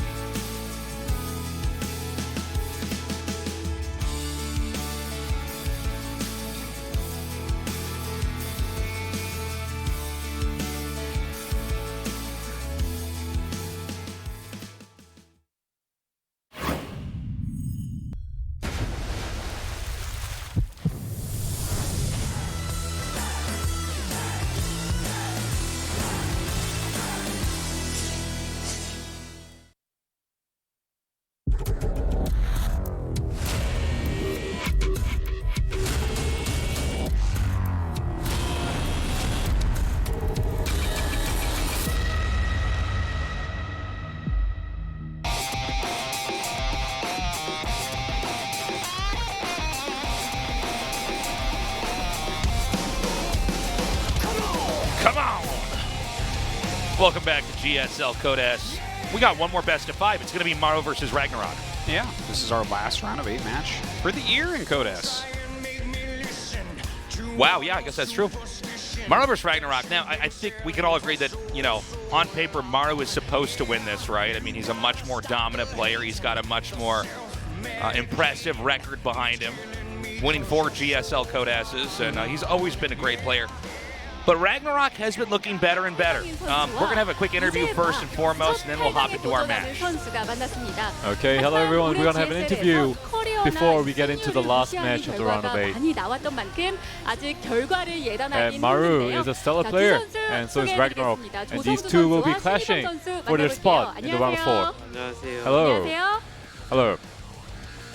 네, 먼저 조성주 선수입니다. First of all, Maru. 타성주란 별명도 있었는데, You know, Maru, you have a nickname, 4연속 우승자로 which means 이번 for 무대에 Maru, 서게 됐습니다. because you're aiming for your 4th GSL championship, 지난 and you 시즌 do have a 30위강 탈락이 really 더 good career 충격적이기도 in the 했는데, GSL. 그때 감 다시 찾으셨나요? And did you 우승할 gain that 네. sense back? 제가 지금 몸이 안 좋아가지고 Well, currently I'm 어깨가 안 feeling a little 좋아서 sick, 연습을 많이 못 and my 하는데 shoulders are 그래도 aching, so I haven't been able to practice much. 좀 찾은 것 같아요. But I think I've 안 그래도 recovered that feeling a bit. 팬분들께서 이 조성주 선수의 이런 체력이라든지 아니면 이런 어깨 문제 이런 것들이 많이 신경 쓰고 So I 있었어요. think you know 좀 people are 걱정할 the 만한 fans are worried that 부분인지 your 좀 많이 physical 신경 condition is 쓰시는데 not really well right now. 일단 뭐 제가 안 다니던 병원도 다니고 Well, 있어가지고 I've been going to hospital, which I never do, 괜찮아질 것 같아요. 네, but I think 긍정적인 I'm gonna 방향으로 get 치료하고 better 계시는 as 거예요? time goes. 네네. 그렇군요. 자, 신이범 선수 And now, let's talk with 이야기해보겠습니다. RagnaroK. GSL 첫 8강입니다. It's his first 준비하시면서 GSL 소감이 round of 8. 어떠셨어요? How was your preparation? 8강 처음이지만 사실 Well, it's my first time 준비하는 거는 coming to the round of 8, 32강이나 16강 다 but I think the preparation wasn't any different from the round of 32 and the round of 16. So I came here with 사실 신이범 ease in my mind. 선수는 굉장히 스마일맨이거든요. And RagnaroK, you often you're very renowned to smile a lot, 혹시 지금 and 놀이 you look 부분인가요? quite nervous right now. 아니요, 그냥 집중하려고 하고 있습니다. No, I'm just trying to focus right now. 마음가짐에서부터 오늘 좀 남다르게 하고 오신 것 We can tell that you were really 집중해서 꼭 determined 필승에 from your mindset 오신 것 today. 같은데 연습은 잘 되셨어요? Did your practice go well? 선수가 친한 테란 게이머들이 워낙 많아가지고 연습을 부탁드려도 친해서 안 된다고 하더라고요. Well, you know, 그래가지고 그런 부분이 좀 I- 힘들었는데 it was hard to 그래도 get a scrim partner, 다른 테란 형들이 좀 but the 도와줘가지고 other Terran players 많이는 did help me 못했지만 그래도 a bit, 자신감 정도는 not too much. So I gained a little bit of confidence from 과정에선 that. 조금 쉽지 않았던 것 같습니다. 아, 참 조성주 선수에게 긍정적인 점이라고 한다면 And 상대 Maru, 전적이 이렇게 좋을 수가 A 없습니다. positive side of you 지금 세트 기준으로 is that 10대 0, 매치 기준 6대 0. the head-to-head record between you and RagnaroK is 10 wins, 0 losses. 아, 몰랐다 이야기를 하셨는데요. I didn't know that. 그렇다면 저그전 자체로는 어떠신가요? How is RagnaroK as a Zerg? 형이랑 좀 많이 해가지고 Well, I mean, I did practice against Rogue a lot for the TVZ, so I gained some confidence from that. 이렇게 확실히 커리어상으로나 승률로 봤을 때는 So in terms of career and win rate, there's a huge gap. 것처럼 예단은 금물인데요. 마지막으로 서로에게 한마디씩 So 하면서 before we 오늘 get 경기 into the actual 시작하도록 match, 하겠습니다. would you 자, 먼저 guys 도전자의 like to 입장 share a 신이범 message? 선수부터 들어볼게요. And RagnaroK, you first. 성주랑 만나면은 맨날 졌는데 Well, every time I go up against Maru, I 오늘도 질 수도 always 있고 이길 lost. 수도 있지만 But 그래도 today, I might lose, I might win. 예전이랑 다르게 제가 너무 허무하게 지진 But this 않으니까 time, it will be different than 재밌는 before. 경기 하고 싶어요. And I do want to have an 네. enjoyable match if 자, possible. 조성주 선수가 GSL 5회 우승을 하기 위해선 And 이번 Maru 무대도 is 당연히 넘어야 aiming 합니다. for his 자, 5th 오늘 무대 championship 각오 title. 한마디 해주시죠. Any message, Maru? 일단 무조건 이겨야 된다는 생각으로 Well, I have the mindset that I need to win at all costs, and ROX helped me a lot, so I'll try to win today. 알겠습니다. 다시 Okay. 한번 4강에 올라 GSL 5회 우승을 꿈꾸는 And 조성주 Maru 선수 is aiming 그리고 for his 올해 5th 첫 championship, 16강부터 첫 and RagnaroK 4강까지 is 노리는 here for his 신이범 first 선수까지 round of 8 ever. 어떤 선수가 And 승리를 let's 해도 see 스토리는 who 대단할 comes 것 out on top 같은데요. 그럼 and 조성주 대 plays 신이범 against 선수의 Trap 마지막 in the round 8강전 round 4. 시작하겠습니다. I wasn't sure if RagnaroK was ready for his answer there. He had to think about that for a little bit, what he was going to say to Maru before his match. Yeah. I thought we should have thrown another question out there, like, who's your favorite Russian novelist or something? You know, really get him off his game. So, yeah, guys, this is RagnaroK. He's finally in a round of 8, but he's up against Maru. And What is that thing above Maru's ID? Those gold ones? What is that about, Artosis? I have no idea what that is. I don't know. I think he's worth 4 cents.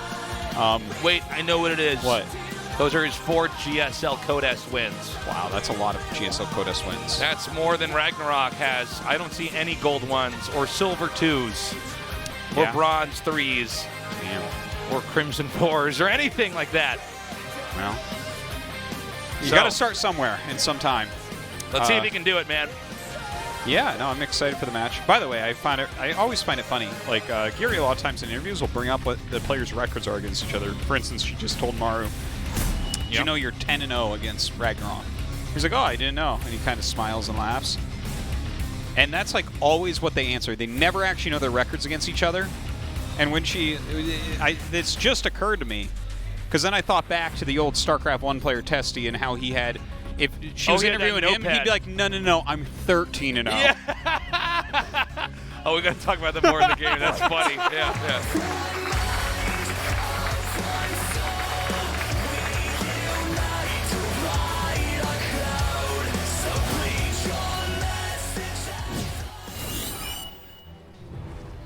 We did it. 4003. We made it. Jin Green Wings. Maru. But wait until we get 4004. You know you can spell that either direction, and it's still 4004. Do you know what that's called? No. A palindrome. A palindrome, thank you. Yes. You know what that is in mine over there? What? A drone. Chivo. Whoa. I can teach you things too, Artosis. Yeah, no, you can't. Did you know that it is palindrome week right now? It's palindrome week? Yes. If you write out the date. Like, for instance, right now, 9/11/19. And this week is palindrome week, and we won't have another one for 92 years. What? Yes.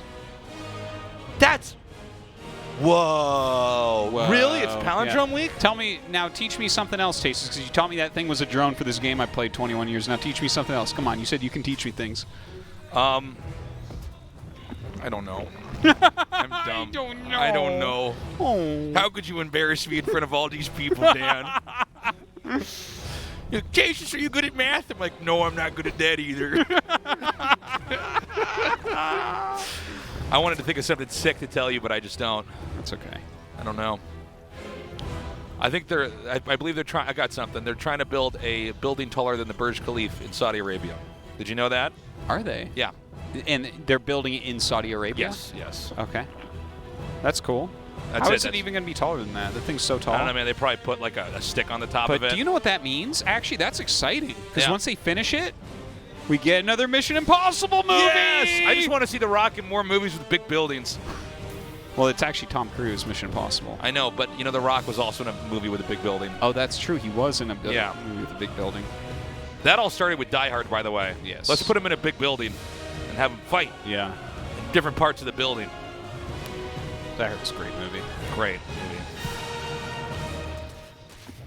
So, can RagnaroK take on Maru? I still can't believe it's palindrome week. I know, isn't that That's crazy? so crazy. I can't believe we're not all talking about this all the time. Well, here we at are. least for this week, you know. Well, it just started. Yeah. Right, so. Let's get a big push out here for palindrome week. Yeah. All right. So, we have our 3 hatches coming down here. We're still waiting to see what exactly the builds are going to be. Factory about to finish up here. Well, Overlord speed on the way, so shouldn't get caught off guard by anything here. You know, this is kind of reminding me of the way RagnaroK used to play. Like back when SSL was still around and stuff, he was making it into tournaments. Yeah. And I remember he was like the queen drop guy. He would just put the queens in the overlords and send the lings. And yeah. That was his strat. That whole phase of StarCraft. Arena. Yeah. Remember that? Yeah.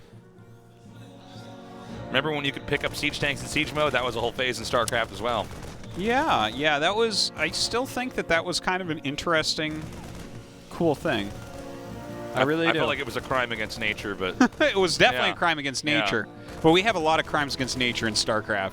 That's for sure. This is true. Have you seen what the Baneling can do? Did you see that game on King's Cove against Zest? I noticed that when it gets close to things and blows up, it's pretty strong. It's wild. One shots worker with +2. Yeah, wowzers. So it's a BC rush coming out of Maru here. That's exciting. Ooh, for me. did you see that body blocking? Yeah, that He's was like a Doto really pro. nice. Oh wow! And somehow like all these Hellions live through it. They're like, we're not impressed. They just wiggle right through. Yeah. Oh my God, he's not getting anywhere near as many drones as I thought he would. It's not over though, Tasteless. It was that body blocking like a Doto player though. I would say that body blocking was worth at least like $1.5 million. I'd say so. Yeah. Right.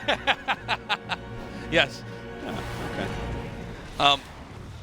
Okay, we've got the Overlord getting chased away now. The Battlecruiser has been very popular lately. We've seen some players make 1, we've seen some players stop at 3, and then we've had games where they continuously make it. I think we'll probably have Maru stop at 3, but let's see if there's a shift in how we understand this opener to work. I'm very excited to see that because that's kind of an interesting thing. That's such a new development in the meta that, you know, it literally from a week and was it exactly a week ago or a week and no 2 weeks ago I guess is when we started seeing the 3 BC type things come in. Yeah. Instead of like continuous BC. But you know, RagnaroK has gotten much better at all different stages of this game, and it's something that we've been talking about. Like, you know, how do you play that supreme late game? And we've seen Maru. He had that very interesting play that when he was in that group with Solar and with Rogue, right, where he was utilizing like Mass Thor, Liberator, Nuke. Yeah. Now, does he go for something like that? Something I like to bring up is I think theoretically with like near perfect play, you can actually just go Mass BC all game. It's tough because if a fungal goes off, you're really screwed. Yeah, you've lost your entire investment. Basically, yeah. But damn, this is a lot of queens, dude. That is a lot of queens. But that's a BC. Yeah. This is BC before Cruiser and after Cruiser tastes. That's right. There's really only 2 states of StarCraft. Yeah. There's before the Battle Cruiser and then after. Yeah, Motto on the way. Spire's coming up here as well. Let's see what else he can get done. It seems like not going to get a whole lot done. Maru's expanding really aggressively, by the way, off this. That is cool, isn't it? That is, yeah. That is really, He's really just fast. like going for it.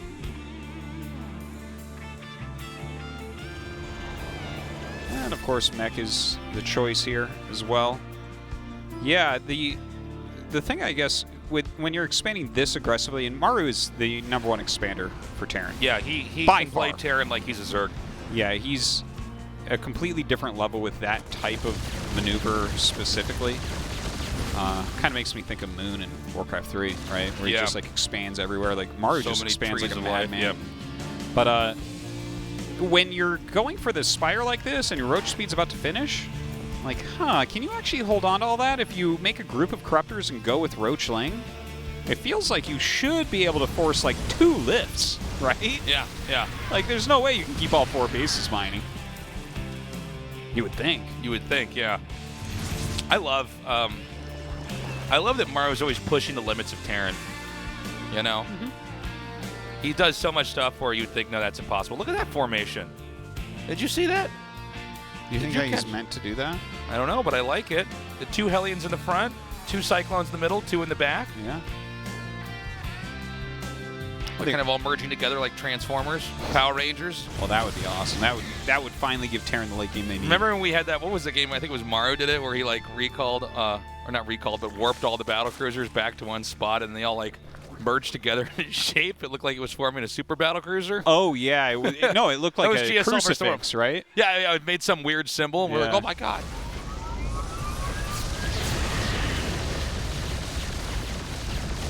I love that he already switches to firing the other one when he knows that one's going to warp away. Mm-hmm. Yeah, there was actually a lot of that right there. The micro on the pulling back and everything. Preemptive micro there. The thing is, when the micro gets that good, it's better to just jump out immediately so you don't have to waste money on repair. Right. Because when you know that you're going to end up losing this fight and there's no escape. If you're not going to get the extra Corruptor, just jump. There's absolutely no reason. I think that actually after seeing that micro there, Maru should not sit and fight next time. Now, we see the 3 BCs. He is making the 4th. Very interesting, and he's getting ship weapons, so that tells us it's going to be non-stop BCs, and probably into mass BCs, I would think. Yeah, that's exciting, man. I want to see if he goes for, like, real mass BC. and what he pairs with it, of course, because we saw, again, at WCG, I know a lot of people didn't get to end up seeing that, but the games he played against Raynor was like this really cool thing that we keep talking about and no one does. Yeah. With the mass Liberator mass PC, and the Liberators just stop the infestors. It was cool. I don't know if it's something that continues to work, but it was really neat. Is this going to work what RagnaroK's doing? This is where this kind of goes back to when we were talking about Maru expanding in an insane rate. Maybe he can actually get in here. There is just enough corruptors to push back these BCs. Yeah. RagnaroK, Artosis. Yeah, no, he's doing a great job. My boy RagnaroK. Look at this guy go. Is Maru going to die here? No, he doesn't die here, but there's definitely significant damage being dealt. Artosis, he's getting pretty far in here. RagnaroK is just making lings and roaches. Yeah, but may I ask you again? Yeah, no, he's not Maru going to die here. No, absolutely not. But he killed a lot of SCVs, right? And this is something that we thought was going to happen. But he has so many command centers. Look at this. He lost 31 SCVs. He has 61 SCVs right now. Yeah, that goes to show you how much he had before, man. That's insane. Yeah, and he has so many command centers. His economy is actually still going to be dynamite. This really goes to show you how bad Roaches and Ravager are retreating when they're not on creep. But I think we might have RagnaroK come back, mass up a little bit more, and maybe even attack in again here. I wonder. He's going into a lot of corruptors at this point, so you could be right about that. I think he basically wants to shove the battle cruisers away because at this point in time, it's going to be tough for Maru to have the correct ground army to really fight this. I mean, there's so much Zerg units here. I think you could kite this all the way to the corner of the map and then lose yourself. Yeah, maybe. Oh, that sick! Flank. Oh, that was so good. That was so good. Such an important moment. RagnaroK. Yeah, force Maru. He's going to lose that command center, which is nice. Yeah. He has more, so it's not like the end of the world. But, I mean, these are great pickoffs, there's no doubt. Oh, man. They're all warping away. Right over there. There's too many corruptors here, though. Thing is, again, there's so many corruptors that the battle cruisers have to defend themselves, and then the ground army's doing so much damage. The ground army can't help. It's and he like doesn't literally have on turrets top or of the anything. factory. He didn't have defensive siege tanks set up. Zerg is still maxed, so there's about to be an entire other wave coming out here. Yeah, oh my God, he's corrosive biling the SCVs underneath. My boy RagnaroK taking this game. Don't worry though, he still has near 70 SCVs. GG. Wow. Very, very strong play there from RagnaroK. You can see Maru just smiling about that. RagnaroK. Yeah, I don't think we'll see the continuous BC play out of Maru again. Well, the thing is, he played kind of funny there. I still think that there's something to the continuous BC, but he went for his third and fourth at the same time, and he was sitting on a battle net composition, whereas sometimes you'll see siege tanks step back a little bit further to help hold on against some of these attacks. That's very tricky, though, because the Corruptors give the high ground vision so Ravagers can hit the siege tanks, and siege tanks can't hit Corruptors, whereas Cyclones can. I just noticed Rogue is still at his chair. Did you see that? Rogue leaned over in a chair. What is it, Rogue like on ladder games over there? He might be. I mean, did you see? Yeah. He was on camera. He like leaned over. You know what I bet? He's like sitting around there like clicking through like Reddit or something? No, I guarantee you he's watching the stream. In fact, I think we do the first-person streams, don't we, on Afrika TV for these players? Do we do that for StarCraft 2 now, too? I actually thought we were only doing it for StarCraft 1. Maybe we were only doing it for StarCraft 1, I'm not sure. But I bet you he's watching it so he can film Maru. You don't think he's like making copy pasta in the chat? Could be doing that, too. Yeah.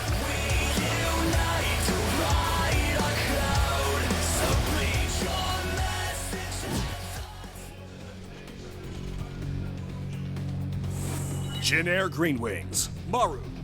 You want to know what makes RagnaroK so special, Artosis? What? He capitalizes the K at the end of his name. Watch this. Chivo, RagnaroK. Well, I guess not on his actual game ID, but just on the graphic. But that had to be his choice, right? We don't like change the capital letters of the players' names. I think you registered at some point. Yeah. People don't really pay attention.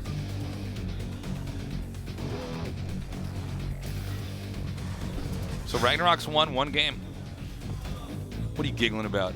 Well, sometimes Artosis is just up here and he goes like this. He goes, He just like smiles to himself. Well, I just think of the thing is we've been doing this for so long. Oh, nice. That's a quality. That was quality right there. Well done. Good. I like it. But yeah, sometimes you bring up the ID and the capitalization, all that, and so immediately my mind jumps to eye water, which that was hilarious, and then it jumped over to Vines, which was also hilarious. I just remember Vines. Yeah, I do. Yeah. Once upon a time, there was a player.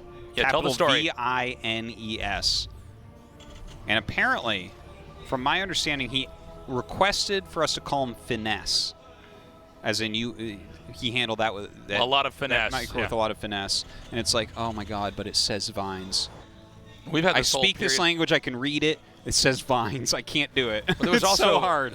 Periods where pro gamers kept changing their IDs. Yeah. It's like, listen, man, it's like changing your band's name. Okay. Yeah. You got to pick one, or people won't be able to follow you as easily. Yeah. For those of you guys that don't know, originally in Korean casting, they would use the player's just actual name. Yeah. They still basically do in StarCraft 1. Yeah. And when I got here, when I was doing StarCraft 1 back at Home TV, I had a long meeting with them. I explained you have to use the IDs because foreign audience is not going to catch on to Korean names, and they only call the players by the IDs. And that's when they started using it more. Yeah. Well, it is hard if you're not a Korean or live here for a long time to kind of remember the names, because the names are not the same. Well, not only that, but if you've known the name like Slayer's Boxer, or MVP or RagnaroK or whatever, if you've known that for so long, to just keep referring to them as the Korean names. Because this is before I was working with you on a show, but they were someone who doesn't work, we don't work with anymore, but was trying to convince me to just say the Korean names, and I said, can't do it. Got to use the IDs. IDs is better branding. It is. So there's a K-pop star with your same name. It doesn't matter how good you get. You will never be the #1 search. So another Overlord speed opener. Yes. Over on Maru's side. No BCs this time. Maybe it's a Banshee tech. We'll see. Liberator popping out. Some additional Hellions as well. Not really committing anywhere too heavily yet. It's going to be up to the Zerg to just fend off any light harass that comes out here. But, Terran didn't go too hard into the Hellions. Yeah. So we're going to stim out right away. Nothing's too crazy. So that last game, and we were actually praising Maru for it, but we were saying, isn't that cool that he actually is expanding so much? But it did seem like he actually overdid it. I mean, RagnaroK was able to muster up a big enough army and come in here and smash him. Yeah. And he waited, too, because I thought he might actually move in immediately once the Corruptors were done, but he waited, he expanded his own economy, and got the proper army to get in there and really do it. It was very well executed, a good punish. And the follow-up was awesome, too, because he reduced it enough. That group of Battle Mech getting surrounded by the Lings, that was such an important moment as well. That, sealed the deal. Yeah, that allowed him to get that closer pretty easily. Yeah, he needed enough to kind of slow the ground army down, but then also hit the Corruptors. The VCs couldn't beat the Corruptors alone. They needed, something else in there. And that game, he tried Cyclones. This game, very different, though. Going straight into bio play. RagnaroK getting up into his lair and Baneling Nest. Yeah, I totally get Maru doing this. I think if you try once and it doesn't work at all, going for Mac and PCs, just try a completely different style. Well, some players are better than others at countering that type of play. And if you look at the way that RagnaroK played that, it was truly beautiful. He countered the hell out of it. It didn't feel like Maru was really winning at any point. He didn't really get harassment done. He couldn't really hold on. And the thing is, sometimes they see you expanding like mad, and they just start attacking with the Roach Corruptor, and eventually they can run out of juice. But RagnaroK, again, he delayed it, which can be scary, but it allowed him to have that non-stop max basically going after him. So I think after you see that, you're like, okay, maybe this is not the guy to do this against. Maybe Maru's BC meta has to evolve a little bit to be able to deal with this type of play. Do you really think RagnaroK's going to win this Artosis? He looked really good at that first game. Yeah, I do. I kind of just have that feeling right now. I think the metagame right now is favoring Zerg players a bit.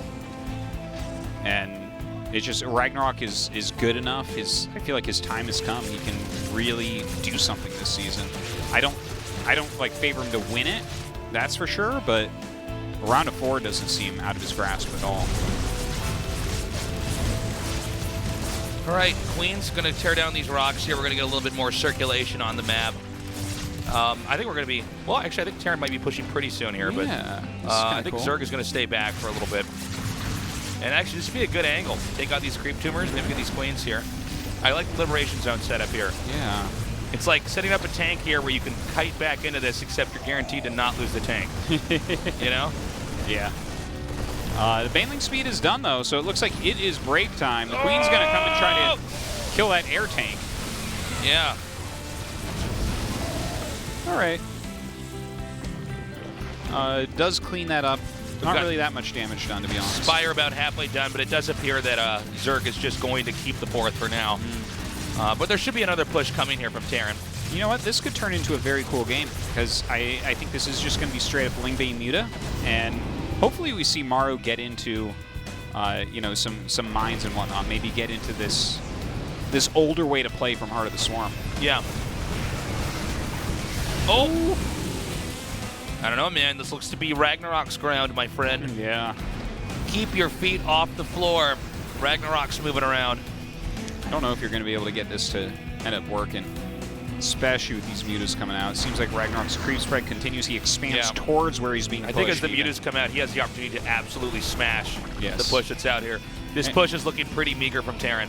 Yeah, an attack move with his ground army and a right-click, shift-click on the medevacs with the mutas will kill everything at that point. So it's a good thing Maru is backing up right now. RagnaroK playing a very solid macro game at the moment. He started his 2-2 just behind Maru's. Maru adding a bunch of turrets right now. Getting some Thors and Widow Mines. Okay, very good stuff. This army is looking a little bit better. The army before was like, oh, please don't put creep here. Now it's like, get that creep out of here.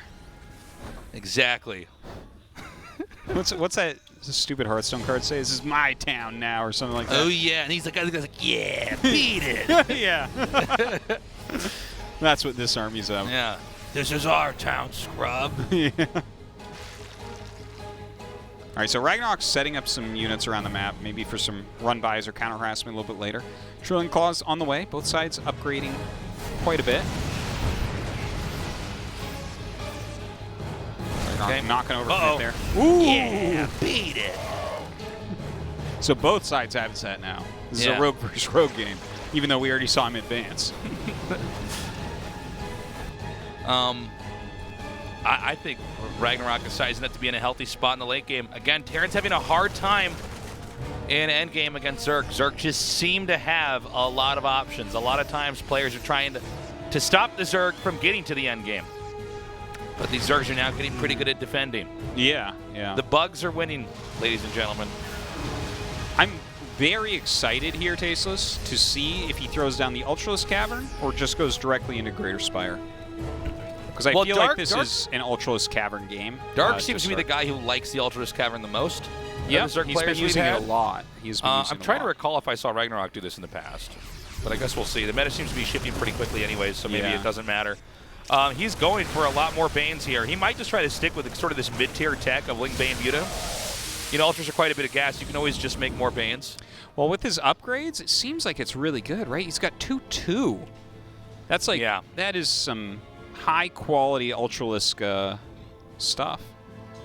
Oh, look at that. He's going to wall these minerals. Oh, yeah. That was like a great move by RagnaroK to bring the 2 drones. So now he's got to Bane it. Yeah. Right, both players on gigantic economies right now. It's like RagnaroK putting in the time, trying to get some harassment done. Doesn't seem like that area is going to be harassable. I think the other one is, though. Oh, my God. That is so inefficient. And he cancels it, was the hilarious part. Yeah, that was actually such a good play by Maru. I'm a little bit surprised that RagnaroK tried to shove in there. Look at this. Maru actually pulls back during all this. So I think that's a smart move. Let's see if he scans, does he know? Oh, he might not, yeah. One Ling. Well, I got to say, sneaky RagnaroK. move. Yeah, look at that.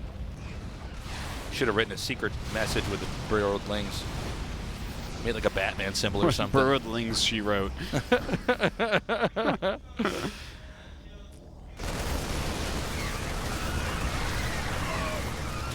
All right, the big push continues forward. Ooh, the RagnaroK. How did they get there? How? I didn't hear the Nidus noise. Yes. Where's the night? Oh. What in the world? What? What? That was the most banelings ever. Are you allowed to do that? That was a nesty amount of Get banelings. the GSL rulebook. My God. But is that too many? Can he hold his push off now? Yeah. Yeah, I think you're right. Yeah. Yeah, you can hold it tasteless. One make more of them. baneling for And every here's- Terran thing on the map. Here's the 35 Look at that this. lived through that. Look at that, yeah. We're God. what's left over after your command center was gone. Your planetary Oh and my your God. command. Make him Crazy stop. macro. Stop, you're killing him. Stop. Yeah. Ultraless Cavern just finished up as well. Really good choice with this type of army. You don't want to be going to This. the Broods from here. RagnaroK. Rags. My boy Rags. He's just killing it, man. Yeah. We're going to have to call him Rich Narok after he beats Maru, Yeah. man. From RagnaroK to Rich Narok. Nice. One of those. It's one of those moments. I mean, you guys are probably wondering how many writers are there in the GSL writing room that write these jokes out? There's actually a lot of writers in GSL, but not for us. None for those jokes. Not for jokes. Not for the English stream. Oh. I think it's going to get worse before it gets better here for Maru. It might. We got more upgrades Yes. coming out for Zerg as there's 3-3 soon going to be Chitinous. almost no upgrades left for Zerg to try to get. He's getting Ultras now and a Nidus network. Yeah, that's the two of them, in fact. Oh my God, he's so good. Hold it. Okay, I gotta calm down. I almost just said he's gonna win BlizzCon, but he's not even qualified yet. I gotta, because I So called it with Keratosis, Leenock. Try and to then he focus got- on your breath. Remember that Tasteless Leenock Yeah. was gonna win BlizzCon. I and then- remember that. And then he got sick and had to go to the hospital, and it screwed it all up. That's right. He was going to be the next Zerg Banjo. Yeah. Oh, All right, these Marauders doing some work right now. look at this. He's just like having his army graze by all these Marauders Yeah. and Marines shooting him. He's like, wait, let me get all my stuff. What's that button that selects all of my units? There it is. Okay. Hey, click. Oh my God. Maru still has units up and behind Yeah, right now. that hatchery's pretty low too. Yeah. If Maru can win this tug of war, that base will go down. Oh my God, more Banes coming up right now. Great split. He ends up killing the Thor right there. Maru's control very good. He's so close. I like this. Look at this. He stems forward just the Marauders going after the Ultras. He doesn't pull the Beautiful. Ultra away. Oh, he does. He does pull it away. Oh. All right, gets one of them. Looks like he's going to get the other one as well. Nice pickoffs right there. More Banes coming. Again, that hatchery's so low. Can he actually break his back here? He needs to just pull those Ultras out of those fights and those Marauders are there, man. He's trying to save the hatchery is the problem, I think. Like, he has so many bases. I almost feel like if you give him this hatch and build your army up a little bit longer, maybe you break it easier. But Look I at guess you can this. just keep doing that forever and save it. Wow. It's a pretty Look masterful at that. play going on He right actually fended it off perfectly. Yeah. Maru is teching up behind this, though. Lots of Liberators, Liberator range on the Yes. way, more mines, more Marauders coming out. So he's making an army that can deal with this. I feel like he is going to need to take another expansion. Yeah. I guess Maru's going to try to push into this location. It's already probably the softest spot in the Zerg's defense. Yeah. But there's been so many more Banelings made in this amount of time. Now, the Widow Mines are the other big game changer. He has a position he can basically hold, but all these Lings go through perfectly. Actually, nice. Maru uproots them in the last second. Yeah. Now the Liberator's in here as well. Let's see what he can get done. Huge amount of RagnaroK's units coming through, trying to kill everything off. He gets out of the Liberator zone now. Oh my God, these Widow Mines go all the way across the map. He kills the Liberators. He kills the Mines. I think it's okay to lose the Ultralisk at this moment. Uh-oh. The double Nidus right next to each other, too. He's not messing around here. The disrespect. No, honestly, it's actually so we can make sure that the army gets through there no matter what. No, it's going to be a lot of Lings coming up. The funneling, I'm not sure how well that's going to do, but that gets Maru off his back, and that does not cost that much. That is, like, it costs 1 Mutalisk in that group of Lings to get him off his back. So I like this move. Ooh, even goes over here to give vision into the third base for double Nidus. That was so sick. Dude, this is some next level play that we're seeing right now. And by the way, the amount that this is more fun and cooler than Broodlord Infestor cannot be overstated. Yeah, that is very true. This is a really action-packed way to play the game. Yeah, no, it's awesome too. I love that we are seeing the Ultras being used here. Maru trying to finish him off, but of course you have to slow down against the Ultras. But then that gives you time to get into that Greater Spire, which is on the way. More Nidus is going down. Maru getting ready to expand once again. Starting to set up some of these liberation zones. Okay. Oh my God. Again, is it we finally going to get closure on his hatchery? Is it finally going to go down? He's never going to die. Yeah. He's going to leave the game right before it goes down. That's right. Never letting that issue be resolved. Liberators to deal with that. Not working that well, to be honest. All right, he's trying to crush in here again, but that is an Ultraless kill zone at this point. Look at this. Ling's absolutely everywhere right now. The inside of Maru's base is beginning to corrode. Finally, we have this hatchery go down. Yeah, we can all end this chapter of our lives and move on from here. No way to break through this position right now. Maru's micro is so strong. His setup fantastic as well. I feel like RagnaroK has to kind of let it go. The thing is, if he lets it go too much, he might lose that top base, and then suddenly things might get out of control. All right, Maru now starting to make headway over here at the top of the far upper right base. RagnaroK has not reclaimed that. Maru might actually be getting the comeback here. He's going to give up this position. Yeah.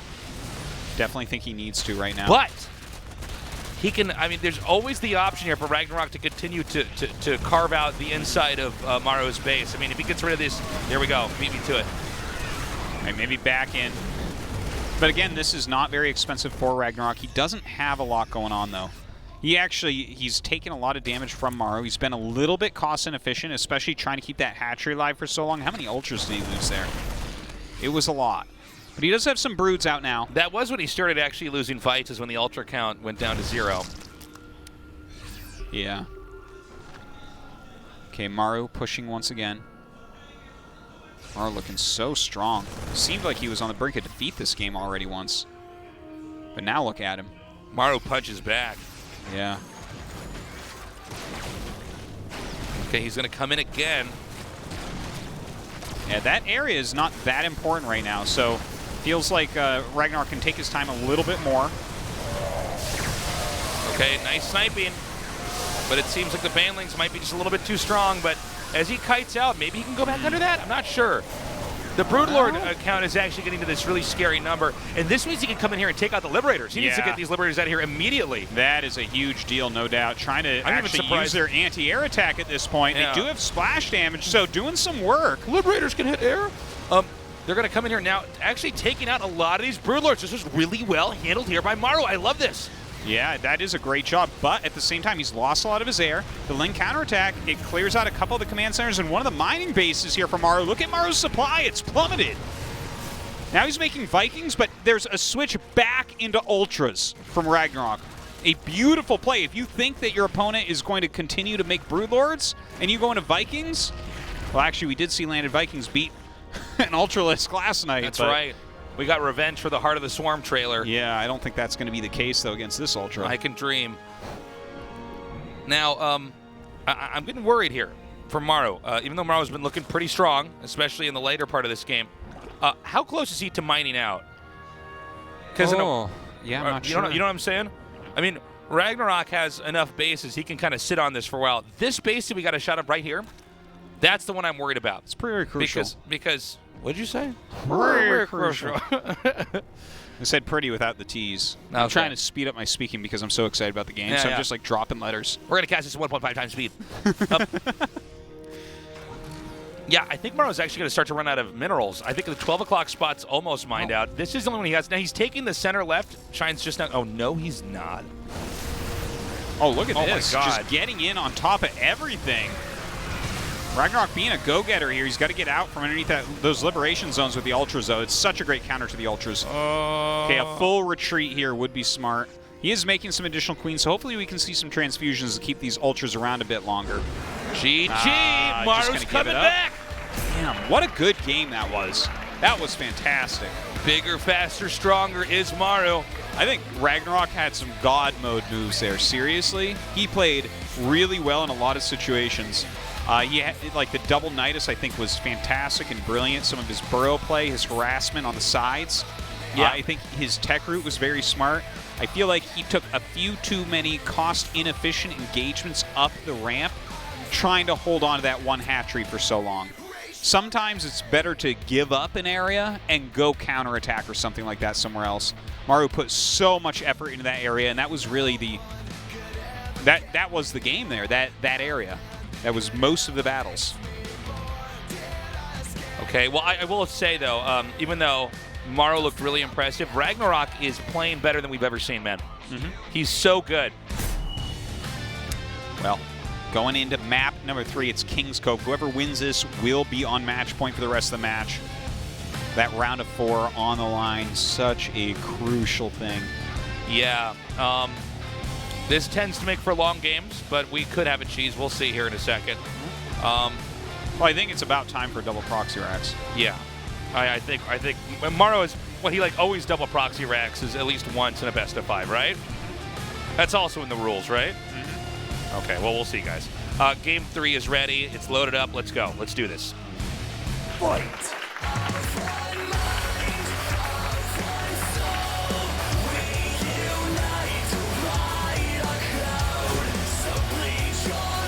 Oh my God, we were right. We're so good. We're good. Well, Maru definitely falls into patterns.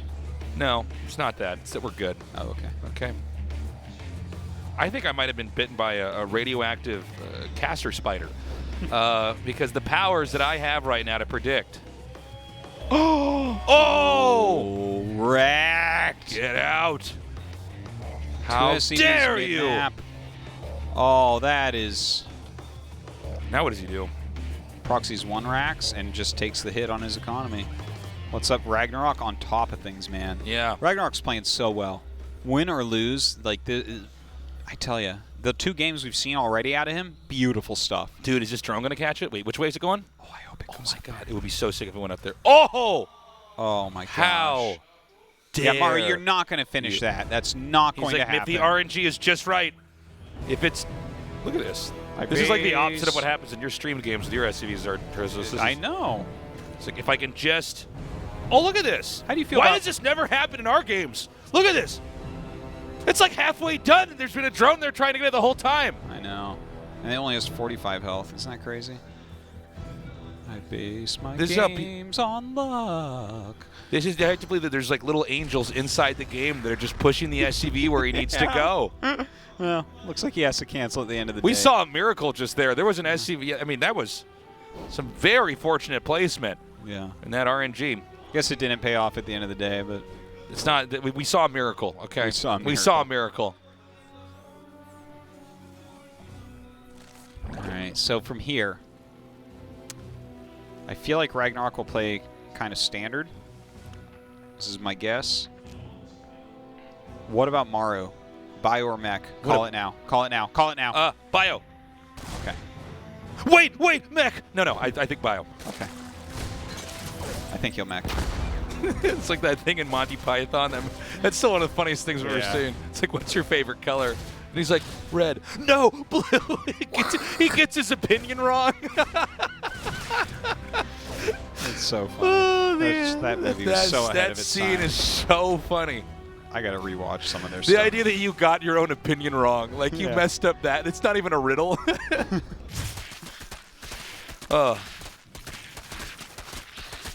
Well, guys, Maru has just been denied.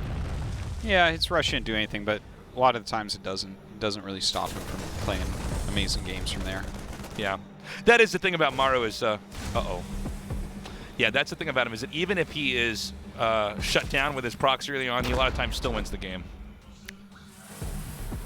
Like that moment when you know exactly when the mine is going to detonate. Look at this Reaper play. Oh, my God.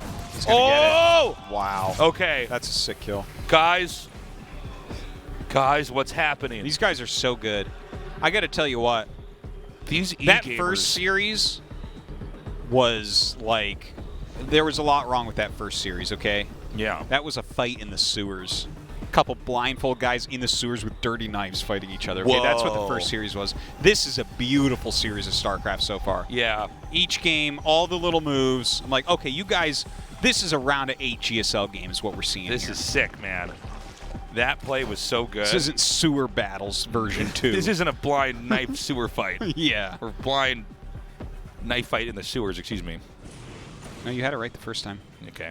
Thanks. You give me the confidence to say what I feel, Artosis. Thank you. It's like two guys standing on a giant knife fighting each other with sewers. This one is like two. This is like Solid Snake and Liquid Snake fighting on the wing of an airplane is what this is. Is that something that happened? No, I don't believe that happened in the storyline, but it would be be hard that to fight good. on a wing of an airplane unless Yeah, it was but like they're parked. like they're like the super fighters. They're the warriors of the time. You know, they can fight anywhere, and this is what we have. Maru versus RagnaroK is turning into two, the Solid Snake and Liquid Snake fighting on the wing of an airplane. That's what we have here. Is the airplane in the air or is it like on the tarmac? Oh no, it's on the ground. It's not even moving. Okay, if they fall off, like he could break a leg. Yeah, if like, they fall that's off, serious. you could break an ankle. You or gotta be something. careful about that. Yeah. And I hope they check that wing stability before taking off. Like you want to be careful about that too. I level everybody's expectations. What I meant is it's actually in a tutorial part of the game. So like when he's fighting, at some point he goes, Snake, use the X button to crouch down. Like something like that. Crouch down. Big. Colonel. No, but seriously, this series has been so good. So Stim is almost done. And that's when we're going to see Maru. Well, I was going to say Unleash, but he's getting 2 eBays here, so maybe we're going to have a longer game. Excuse me. Yeah. And I'm sorry, I didn't realize he has CC just finished. I was too busy talking about a different game. And he doesn't have any barracks built. Yeah. And he has no Marines, and yeah. Yeah. He started 2 more CCs. In fact, we've never seen this before. He's got 6 CCs on 2 bases. We don't really know what's going on. So yeah, it looks like a pretty standard bio game coming out. Will we see the Ling Bane style again from RagnaroK? It's super popular at the moment. I'd imagine that we'll see it. Oh, Hydralisk Den. Okay, cool. We haven't been seeing that as much lately. This is RagnaroK completely changing his approach to the matchup. This is still a pretty good way to play. It's fallen out of the meta for sure. It's not as popular as it was. Like for a little bit there, it was just about every single game in every single matchup. Maybe not TVP. We didn't see Hydralisk Bane, but just barely. It's only because they didn't have those units. But you know, I feel like this is a nice way to mix it, right? He lost the other way where he went into the ultras. He was playing just the melee style. But of course, you know, when Maru sniffs this out, he'll likely go for a big siege tank 2-2 timing. That's generally the way people fight against it. Yeah. If you can get rid of the brittle units, you can target the Banes, and then kite the Lings, you will be able to kill the Hydras. Yeah. Tanks are not too shabby against Hydras either. But first, Maru's going to try to clear up some creep, because he will have to set up for that inevitable push. What if we can get the scan to be like darker so we can't see anything under it? You don't think that would be cool? That would be a great strategy. Like you already know how the battle's going to go, so you scan it a bunch of times so your opponent can't micro. Yeah. We never knew this new mechanic was going to be a thing. Yeah. Well, it looks like RagnaroK is going to easily be able to claim the 6 o'clock spot here. Look at Maru sitting here on 71 workers. Who is this guy? He's a Zerg Terran. It's the best race. Yeah. Whew. Well, Protoss still better, but like Zerg Protoss Terran's still OP pretty though, right? Yeah. See, memers, we get you. We're there for you. We're one memers. of you guys too. Don't Yeah. worry. I fit fellow in. kids. I'm part of you. Yeah. Fellow kids. I Fellow love it. kids. Yeah. Okay. Where's he going with that? Oh, I'm sorry. I actually never. He's going right up to his base. He's going to drop these Banes up here. No, I seriously, for just a split second, like decided that actually Zerg was at like the top left. I don't know how that happened in my brain, but He has to get these Banelings back home. Yes, yeah. He's sending the Banelings home to defend. I don't think Maru is watching his screen for his mini-map. Look at that. It was a nice drop. That Overlord could have done a figure 8 and then dropped that. Yeah. 13 kills. Yeah, very nice. Of course, he's still got 60 miners, so it's not the end of the world for him. Almost full saturation still. Maru just on the fringes right now. Don't think you can expect too much. Second factory is just now finishing up. Busted. No more bailing drop for you, friend. Maybe time to go home with that. The Hydra's, I believe he has a good amount out now right now. So, got to be careful with these medevacs. Can't really commit with the drops as easily anymore. I always feel like against Lingbane Hydra, you shouldn't be multitasking too much, just hitting the creep. Because if you go deep like this and you lose that, it's like, okay, well, you're going to have 20 supply less in the next fight, right? Or your timing is 20 supply slower. Oh, okay, this drop is not doing anything. RagnaroK having none of it. So Maru's just now getting his 4th up here. Now the fact that we have the Zerg going for a Massling Hydra Bane, he wants to try to have a really explosive fight where the trade is so effective that it's hard for the Terran to ever come back from. And that'll probably be happening around this 4th base here. And, you know, his second factory, I think it was just slightly late, so he doesn't have as many siege tanks as I was expecting, but he needs to hit his attack now. He's got his 2-2. Wow, this counterattack is actually doing a surprising amount. Kills 2 siege tanks and gets some of these units as well. That's really worthwhile. But anyways, we're up into the Hive tech, right? And the Greater Spire has just started. So he only has a small window for, you know, some of these attacks before the Broodlords join. And, you know, this is the type of army where you can go directly into Broodlords. You can actually support it.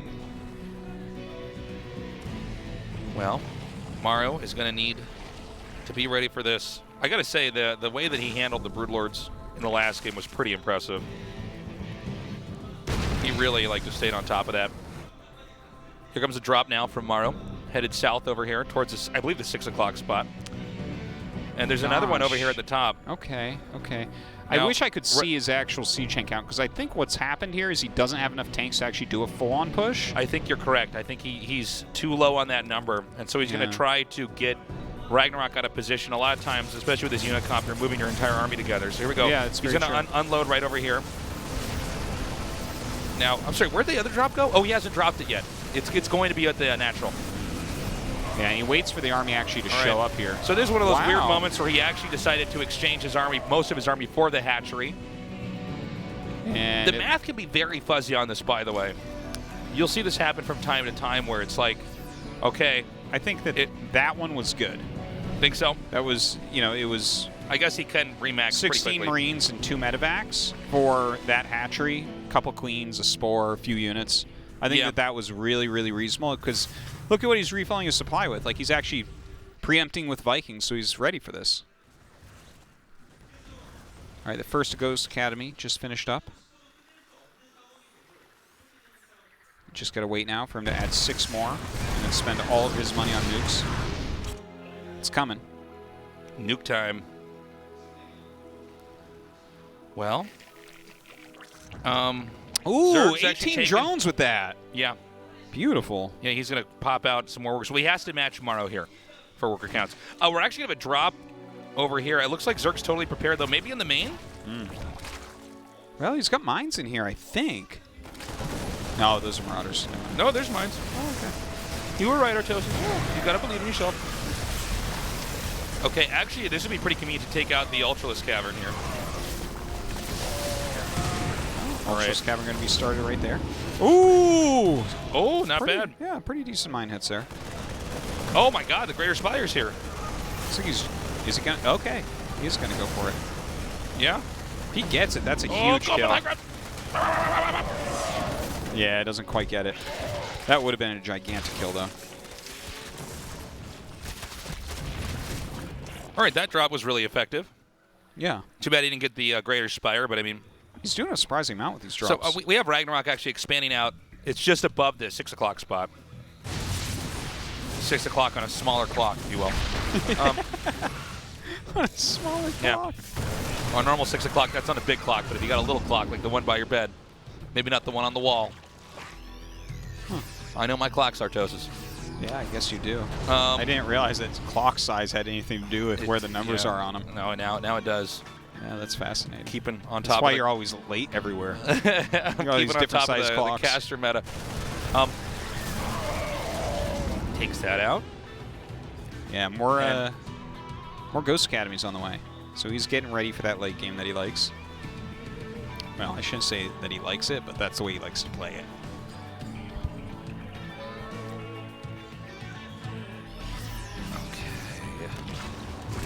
We have another drop coming in here. And I don't know if RagnaroK's watching. In fact, this is going to be a lot of drone hits.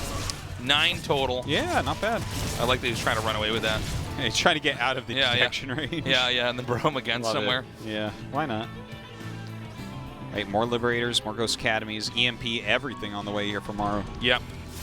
Let's get all the upgrades now. He's done such a good job Now, so far this game. Remember, everybody, this is the part of the game, now that we've gotten this far, where the Zerg tend to dominate. But let's see. Now, to be fair, we do not have a bunch of Infestors out. Oh, he got away. And that's a big part of it. Like, he has the Broodlords. He's very high up in tech. He has Pathogen Glands.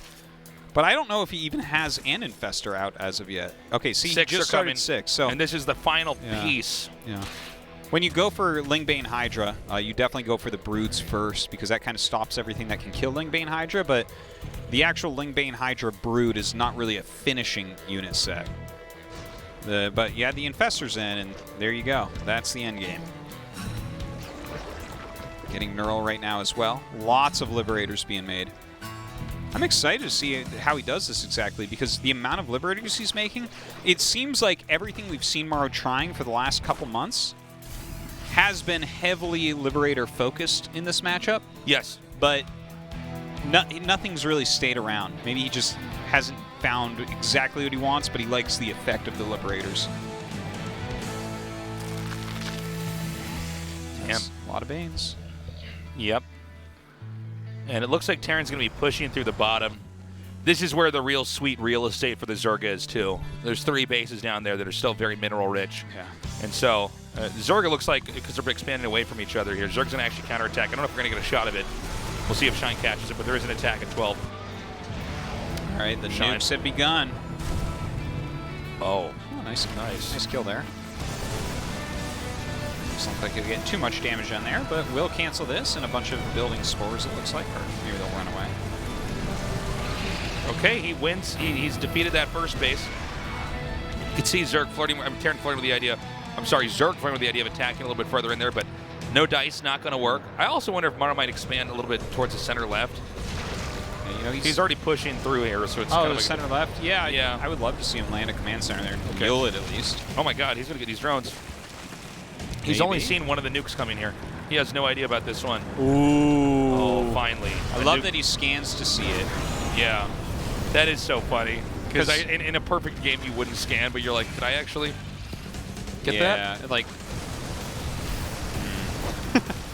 you would think you wouldn't, but everyone always does. Yeah. Actually, I guess knowing that you actually got the drones means that you can confirm that you have the advantage, so maybe it is. Shine.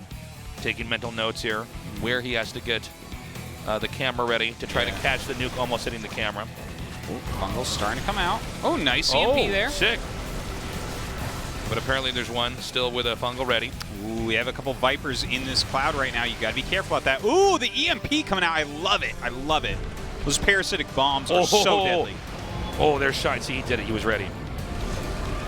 Oh, my God. Are the Banelings going to come down here and try to hit these ghosts? Well, that's one way to make your opponent use his Banelings, but... Yeah, and then just Fungal everything while you're there. Yeah. While you're at it, may as well kill his air army. Yeah, everything else.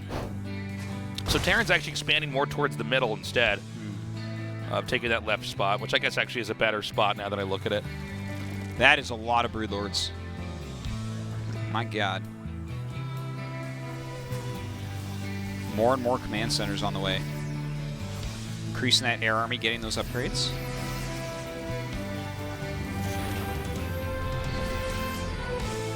Okay, so here we are. We're at that spot that Terrans struggle with. Infestor, Broodlord. The Infestor Broodlord is real. Now, remember that this army comp is not fast, and that's exactly why Maru's going to hit in this place over here in the center right. A lot of times when you have an army that seems almost unstoppable, the best way to play is to play around it. So this is where the guerrilla tactics are really going to kick in. And even though we have this very frightening unit composition that's being built from RagnaroK, a lot of times when we see Maru lose to this, it'll be this unit composition, but also like a 10k, 8k bank. We don't see that from RagnaroK. Maru's done a good job of denying a lot of these bases. So while it's still maybe doable here for RagnaroK, I feel like there are some positive signs for Maru, who's starting to bank quite a bit as well. One thing I would love to see out of him, I want to say, is maybe a Raven or two. I feel like Interference Matrix, well, obviously the Armor Shredder is good too, but Interference Matrix I feel like can help you out of a bind sometimes, like you see a Viper there or something that's going to just wreck your day with Parasitic Bomb. That was a close one. The sound effect was coming. Yeah. Probably hits just off the map at that moment for the nuke. All right, so another big push is coming in here, setting up the liberation zones with the nukes. He's trying to bait some of the army in here. The Broodlords are getting in position. He's going to have to back off though temporarily. And I love the fact that Maru is nuking everywhere at once, because that sound effect can only come out so many times at once, right? So you don't always get a read, and you can easily miss one of those nukes, like we're seeing there. Look at that, the preemptive scan to dodge those fungals. Fantastic moves once again here from Maru. He is absolutely everywhere. You can see how badly he wants it. So sick of people talking like he's not a killer right now. Oh, he's going to take out the Baneling's Nest. That's actually pretty important. When you have Terra in your base, you need to make those Banes pretty quickly. Look at this, he's just going to run into the main. Ooh, he actually separates a few units there to make sure the Infestors can't just follow him right up. Okay, now he's going to get the Ultras Cavern. He's going to get the spawning pool. Oh, I love that he just gives up the army. Yeah, that was sick. Gets his medevacs out of there. That's really the only thing that matters. Who cares about those Marines and Marauders? Dude, he's so good. He is playing a magnificent game. This is awesome. I just noticed that the nuke thing actually makes a nuclear, like radioactive symbol. Oh, does it? Yeah. I've never actually noticed that before, but I'm sure we're going to have another nuke moment, but watch what the symbol is in it. That we all can have this moment together. Yeah, we learned something today. Just like we learned that in StarCraft 1, there's a man inside the missile turret. There's a man in there. If you look at the picture of it really closely. Yeah, you'd think there it is. See the radioactive symbol? Yeah, I do. Radioactive symbol here because nuclear bombs are radioactive. You'd think that they would up the technology so that you actually don't see a red dot. I know. It would be a lot better. He nearly killed the hatch for that. Seems to be there at the end. Oh, the tank's in the top right. I couldn't figure out where that was coming from. I'm like, what is hitting those? Okay, so Maru now has the entire top of the map. Okay, Maru is at the point where he's out expanding the Zerg here. But at the same time, he's nuking, he's pushing, he's expanding, he's doing all sorts of things, but we're not seeing actual valuable units being taken out for RagnaroK. So his bank is starting to grow. His army is still super fearsome. 14 Broods, 15 Corruptors, 14 Infestors, a couple Vipers. And that's scary stuff. Yeah. Maru has more territory on the map. He has more dominion on the map, but the Zerg does have technically the scarier endgame army. And at some point in time, you're going to have to confront that. Okay, here we go. Now it's really, you can really see the nuclear symbol now. Yeah, it's not messing around. It's another location at the same time. Nice attack here, too. Takes the hatch out. I got to say, these little guerrilla tactics are starting to pay off big time here for Maru. You're seeing that RagnaroK had great endgame here, but as time passes, like Maru's completely surrounded him with harass and nukes everywhere. Yeah, he's been on all sides. This is a game that I don't feel like many people in the world could pull off. He is looking so strong right now. StarCraft 2, the fastest RTS game. It's hard to find anybody who's faster at playing it than Maru. You know what I'm saying?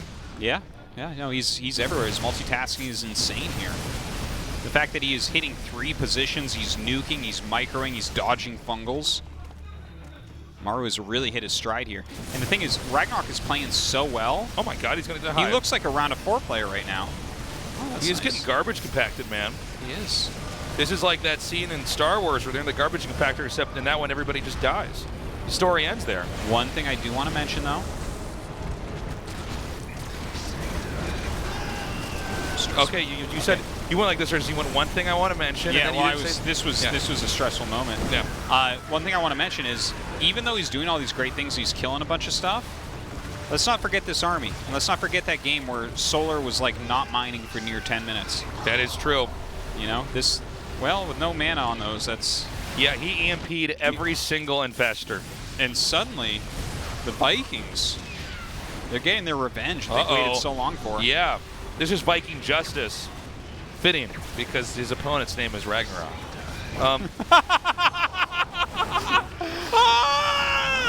I'm done, you win. GG.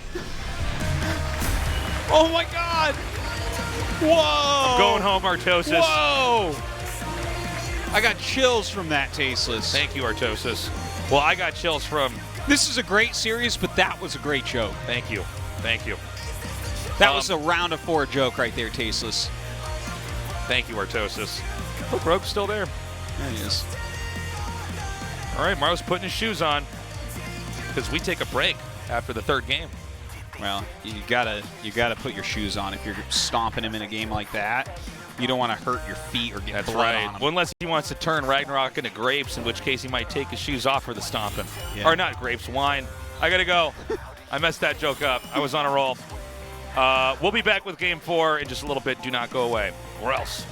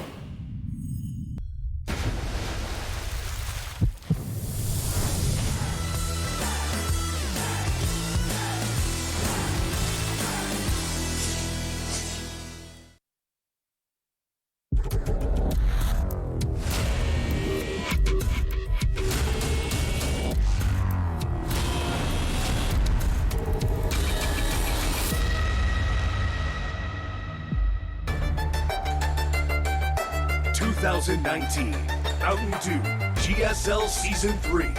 Code S. Reversal. Like those violins. Yeah. Mountain Dew was made to be said with violins like that playing. That's for sure. That's for sure tasteless. Every time you see a Mountain Dew, I want you to imagine those violins playing right there. Makes me want to go learn how to play the violin. Yeah, it makes me want to drink a Mountain Dew, but we should do that together sometime. Yeah. How crazy would that I'll be? drink the Mountain Dew, and you play the violin. All right, we're going to go to Winter's Gate.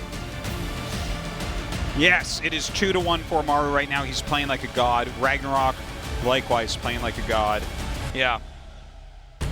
They're both playing like gods. They're two gods like fighting. A couple gods fighting is crazy. God fight.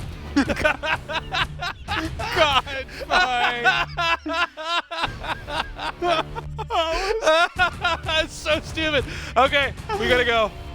We gotta go. We gotta go. God fight. God fight.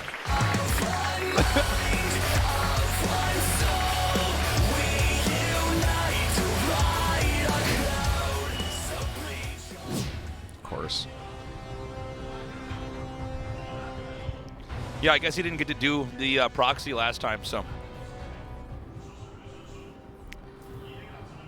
I want him to build it in the green stuff, because then if a drone comes out to attack, it's so hard to catch the SCV.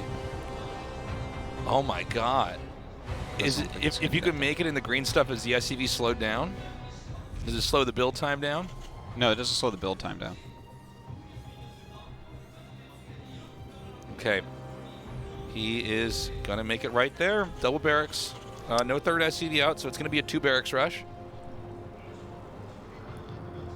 I feel like, yeah, the randomization of where to put these barracks is always a funny thing. How does Maru do it? Doesn't seem as if this is going to be scouted before it actually gets off. It's a scary thing for RagnaroK. Wait, is this going to stop over that? Is Hold he on. going to see the edge? No, it should just keep going. There's no reason to stop right there. Yeah, maybe he'll see the edge of it, but it's a little bit late. Hold on. Oh, he's turning. Oh. There we go. Okay. Well, it's to be expected. You should have practice against this, as Maru does it so much. Like we said, Maru's always going to rush in one game in the best of 5. Well, this is his second try at this. Looks like this one's working a lot better. This one, the building's got to finish. Yeah, putting the pressure on. Oh, traps that one, traps that one. Oh! It's kind of a big deal. He needs to stop these bunkers and not lose too many drones in the Good hits on those SCVs. Denies the bunker. Okay. Second attempt. God, this is so many of his drones that are out here right now. Oh my God, he's going to get a surround. He gets 1 Marine, but there's still 2 Marines left. All right, 3 have died. He gets that SCV. Okay, I think it's basically held for the most part. He's about to have 2 queens and 6 slings. And that SCV has like 1 hit left on it, I believe. All right, these lings are going to make sure the Marines can't get back out. Oh, there's a Reaper here. Ooh, I like it. I like that. That was kind of an unexpected move here. I guess the harass goes on a little bit longer. Yeah, the Marines Queens are going to be out. These microbull. Yeah. Okay, so you know what? He only lost 3 drones, right? Not too bad. I think so. Not too bad. He's got double queen It's out. mostly the lost mining time. He had so many workers pulled. Yeah, it's definitely significant. Okay, his command center on the way now. Factory coming up. RagnaroK looks cool too. He's like as a human being. Yeah. He's like a cool player. Yeah. He's when they do that camera shot, it's like, oh yeah, no, this guy knows he's good. Yeah. You know? That's like what Maru does. Maru B's good. RagnaroK knows he's good. Yeah. He's got the confidence. Okay. I do like the Reapers added in later on in the rush. Nice. It's kind of cool. You still get to get control and try to scout. Triple CC. So Maru really pushing forward with his economy here. It's pretty common follow-up, to be honest. Where does RagnaroK go from here? Is he going to throw down his 3rd hatch now? Maybe waiting for speed upgrade? Yeah. Well, the Reapers make it a little bit trickier, right? Yeah, it does. It's a really smart addition to this rush. They're on, those 2 bases. They're trying to not get killed, and then the Reapers are out. And with 2 of them there, right away. It's very hard to get a drone over there. But he does manage to get this one drone there, so his third has started, which is important because Maru's trying to propel himself into a really healthy economy game here. Well, all right. Game's going to slow down for a little bit here. Layer on the way. Looks like Maru deciding to stay on bio. He did such a great job previously. Not too surprised to see that. Stim is starting here. As the Vikings are going to come out and try to get rid of the rest of the Overlords, so Zerg can't monitor anything. Yeah, we're setting up for a long game here, Artosis. Those slowing zones can't be healthy, right? To move through them? Yeah. Maybe you live longer if you're going through them. Oh, maybe. Does it slow you down, or does it make time move slower in them? That's the question. Ooh. Yeah, that's a good question. You go on that. We could solve that by throwing a Broodling in there. There you go. They still die at the same time. So that's right. It slows you down. If I go in there, does my heartbeat slow down to that of an elephant? Is that how it works? I don't know. That's and then I just die because humans can't have that kind of heartbeat? Like, wow. Imagine if all the units just died when they went in there unless they were electronic units. You make me run in there and I die, but you forget to check why. You're like, I don't know. I don't know if that was worth it. Well, I can't go in and get you. No. All right. Yeah, you saw the third command, so that's valuable. Yeah, and this means Zerg is going to absolutely start to macro up really heavily. That's why we have the 2 Evo chambers coming here. A lot more upgrades being thrown out. Not too far behind Maru's W Bay. Starting to clear out some of these rocks so it's easier to engage. See if he stays just on the Ling Bane. Hopefully we'll see a Hydralisk Den coming up. I feel like he's going to stay on Ling Bane. I think you've got to do something that gives you a lot of power and maybe just hope that you can get the end game to go a bit better than on Thunderbird. I feel like that's a really good choice. Whereas if you go into Hydras, he might just get you, you know? Yes. It's got to be pretty intimidating for RagnaroK because he's been playing so well, but in that last game, the way that Maru just squeezed him out. It was awesomely done. It was really impressive from him. Do you think there's something that RagnaroK needs to be doing differently here? Well, one thing we didn't see was very good splitting of his army in the previous game, going for the Broodlord tech. Okay. Maybe he needed to work on that slightly. The thing is, Maru did play very, very well. We did see some counterattacking from RagnaroK, which was nice. I felt like he actually played better with the Ling Bane into Ultra. Yeah. You know, with some small exceptions, of course. You know, he didn't play a flawless game by any means, but I think that style maybe even suits him a little bit better. Oops. Okay. Oh, he's just not going to drop there. Gotta be careful. It's a tricky micro battle, isn't it? This is. Well, I guess it's not a micro battle at all. Yeah. Maru's just like, no, that's fine. That Overlord came armed there. Yeah.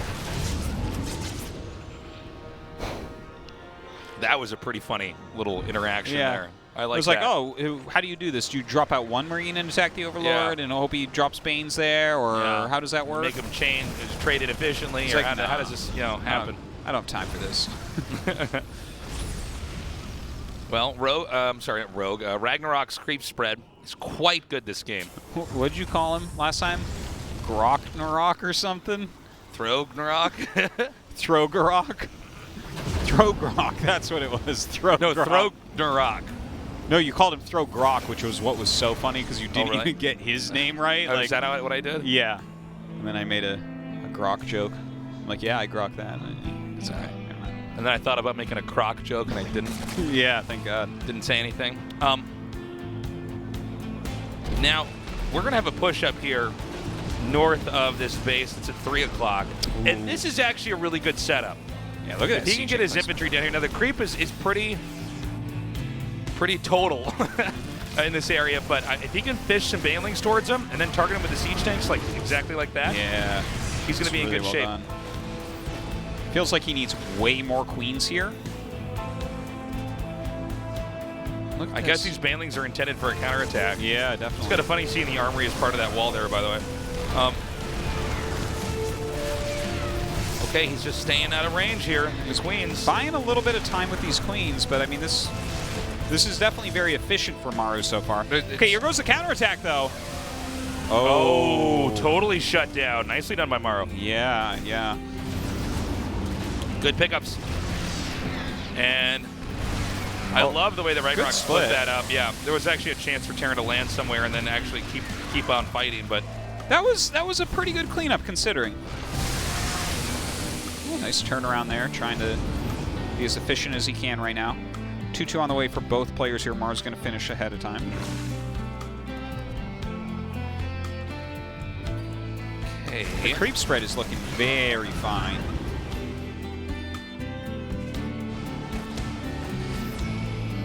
So he's going to unload down here at 6 o'clock and hit this expansion. And I don't know if there's really anything to defend here. So this might just... Oh, no, hold on. I'm sorry. The Lings are going to come in here just in time. And there's definitely not enough surface area. Seems I didn't see that when they were moving down there like that. And Terran's continuing to expand out now. Looks like he has to bring these Lings up. Don't get those slowing zones. Can mess up a retreat here. Yeah, good point. Also, you know, the Baneling counterattacks have not connected with SCVs, so things are not going that well for RagnaroK here. Nidus Worm on the way. 2-2 just about to finish up for RagnaroK here as well. His creep sprite continues to improve. He's got it over halfway through the map right now. But this is kind of the area where it's weakest, is up on that hill above his 4th base. Okay. I think Zerg might be ready. Upgrades just finishes. There's a Nidus set up here. So if Zerg wins this fight, he could seesaw it pretty heavily with a Nidus counterattack. Maybe. Having a little bit of a hard time. These two medevacs still making him run around quite a bit. Loses his queen here at the 4th. Nice little surround there, but not enough units. Uh-oh. Maru. He can get it to the point where it gets a little bit snowballing. I like the pickup here. Does not want to trade inefficiently. Another drop's happening here. And you can see RagnaroK's having a hard time keeping up. He is. Maru is multitasking like a madman right now. No anti-air. Luckily, he is making that one swarm host.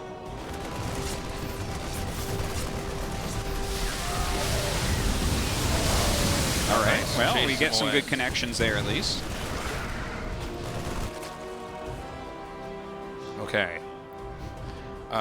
This is pretty wild. Yeah, Maru's flexing pretty hard here, man. He's been killing it in this game, but it's not over yet. RagnaroK could still come back. Yeah, he still has some possibilities, but we don't see him getting 3-3. We don't see him continuing his tech. And those two things really scare me because, okay, there finally starts Adrenal Glands, finally starts an Ultros Cavern, but having a 2 upgrade advantage that Maru's going to have when his 3-3 finishes, that's like the bane of Zerglings, is being down 2 upgrades. Okay, good drop over here again. Maru just on top of it. He's starting to outgrow him here. Again, all this harass is going to lead up to the possibility of Maru winning with a push. That's what we're waiting to see here. Ooh, the Nidus is coming up now, though. Did he spot it completely? Okay, he's attacking. Okay, looks like he's all right. So this is going to get denied. Reasonable try. And there's another drop over here. And there's the hero unit swarm host. Yeah. Not going to do too much there. Yep, that was Dark. Yeah, Dark died in this game. Yeah, Dark's out of the GSL now. Nice kill on that Ultros Cavern, of course. Maru continuing to move through the map. God, there's just so many medevacs everywhere. Kills another base here. Wow, okay, now that was a win that RagnaroK needed badly. Does he get the planetary too? Oh, maybe he does. He better. RagnaroK with so little supply now, you know, he does not even get it. So he got those SCVs, but he's losing his army. Yeah, I think RagnaroK's going to start to fray at the seams here. Yeah, certainly he is. He's trying, he's scrambling to make more Banelings. There also, I think there was a Nidus coming up in the Terran's main. No. Tried. Was. Past tense, guys. But he doesn't have enough. Ling Bane, you can't keep it up forever like this. Not with Maru picking off bases left and right.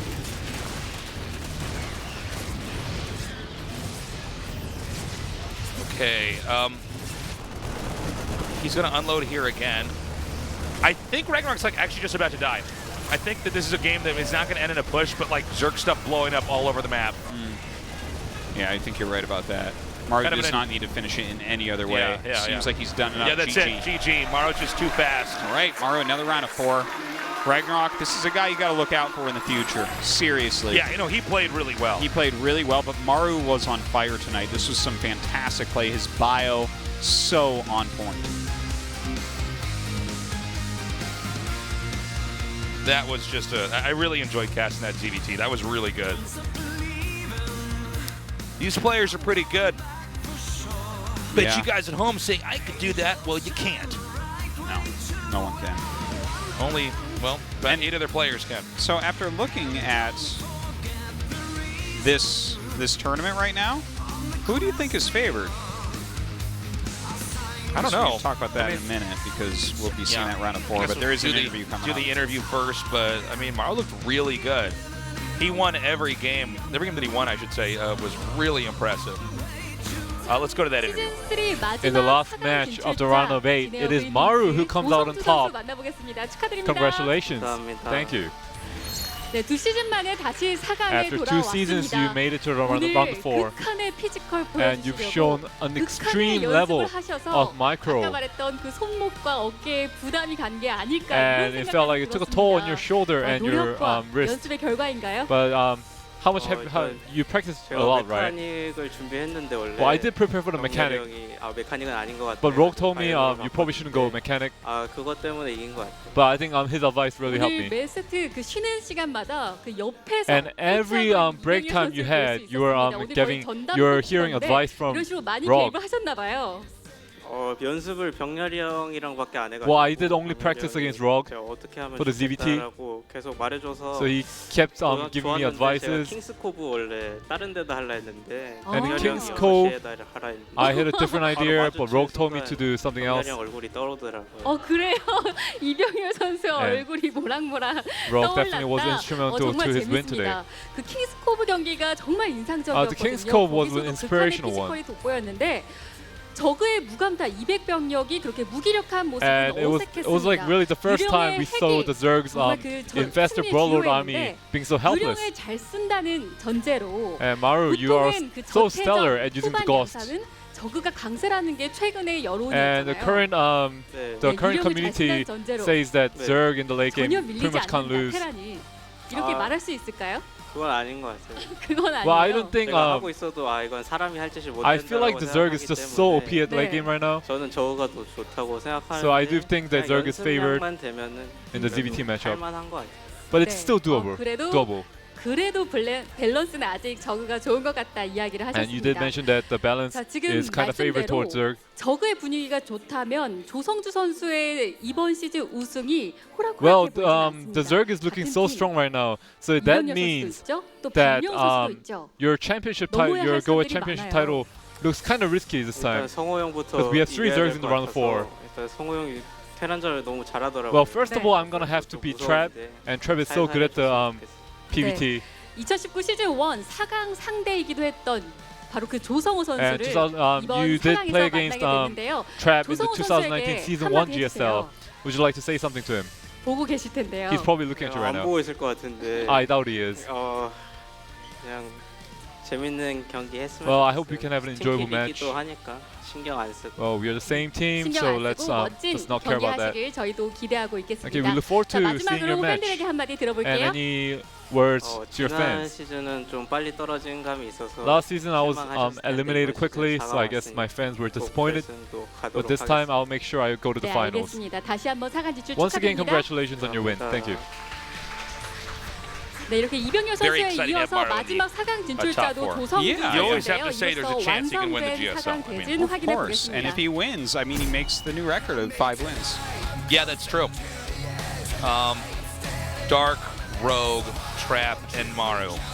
All right, so I'm going to rank these matches. I think that Maru RagnaroK might have been the best series in the round of 8, followed by Dark TY, followed by the 3-0 of Trap vs. Keen, followed by the commercial breaks, followed by Rogue vs. Zest.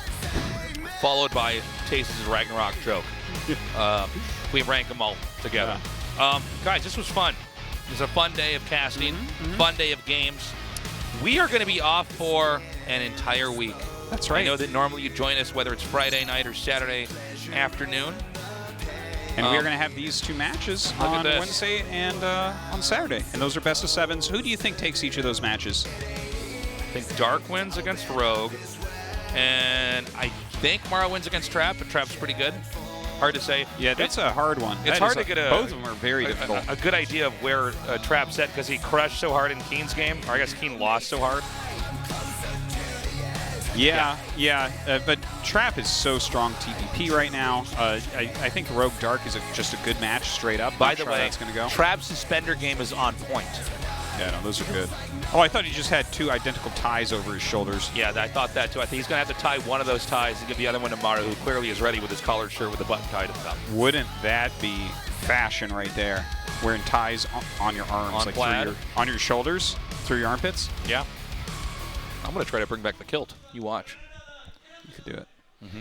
So, it was a pretty fun day today, I would say. Yeah. Certainly was. Yes, interesting matches to say the least. Maru looking really on point finally again. We've been waiting for this, even though like he made it to the round of 8. It wasn't in spectacular fashion, it wasn't in dominating fashion. Yeah. But he's looking good enough to possibly win again. As a quick reminder, guys, there is no Saturday GSL. I know we're always on Saturdays, but it's Korean Thanksgiving out here, so That's right. Everybody's going to go see their families. But StarCraft, not 100% over. Watch the Pylon Show tomorrow morning. That's right. Tase's podcast is continuing to put out episodes as well. Hang on to your tickets. We have a giveaway. Well, if you're here, hang on to your tickets. We have a giveaway at the end of the show. T-shirts. I think it's a Zerg, a cheese Zerger shirt. And then we have a photo album, which is a pretty cool collectible item. Yes. It's been fun. Looking forward to the little break followed by an amazing round of 4. That round of 4, like both of those matches look like they could be finals. These guys are just heavy hitters. Yeah. Obviously, 3 of those players are already locked for BlizzCon. Rogue is not yet. That's true. I'll do all the math, but yeah, like no matter what, Trap, Maru, and Dark all go to BlizzCon already. Yeah. Whereas Rogue is still picking up points. He was 14th going into tonight, I believe, and obviously gained a decent chunk. And there is still Super Tournament number 2, so something to look out for. I feel like he is one of those players that is in contention for the title. Yeah, people should remember too. Yeah, Super Tournament's not far away, so that's right. If you can't make it to the GSL Code S finals, I don't think we've announced the dates yet. I don't know if they're confirmed. Yeah, I'm not sure. But it's coming soon, so that's another thing you guys can come out here and check out. Super Tournament is one of the most fun tournaments. I think GSL versus the World is probably the most fun overall. A lot of people come out for that, what we do here. Absolutely. Yeah, Super Tournament. It's similar in a lot of ways. There's just a ton of games, and it's 4 days. Well, you can get through an entire StarCraft tournament action. in 4 days. Yeah. So we have a lot of people that come out and hang out for that. So that's really cool. Yeah, nice long days, fun stuff. So, anyways. What are they talking about over there? We're going to close the show out? What's the deal? I don't know. There's a lot of epic stuff going on. We could be talking about just about anything. man. Yeah. Maybe they're sitting over there. They're like, let's just keep talking because those other guys, they don't have anything left to say. Well, we don't have the power to close the show and we're done. Well, here's the thing. At this point too, we're like a very old married couple who's just comfortable in silence around each other. I'm like, I don't really want to talk to you anymore. I'm done. We can finally close it out, guys. Thank you for joining us. We love you. Have a good morning, afternoon, or night, wherever you are. Bye-bye.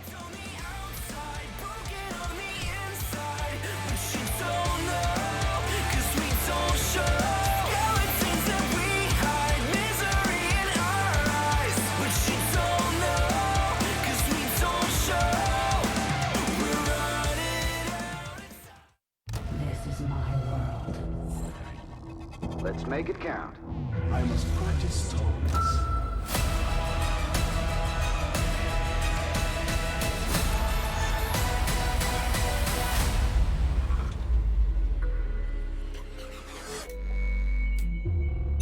Next, GSL Season 3. Reversal.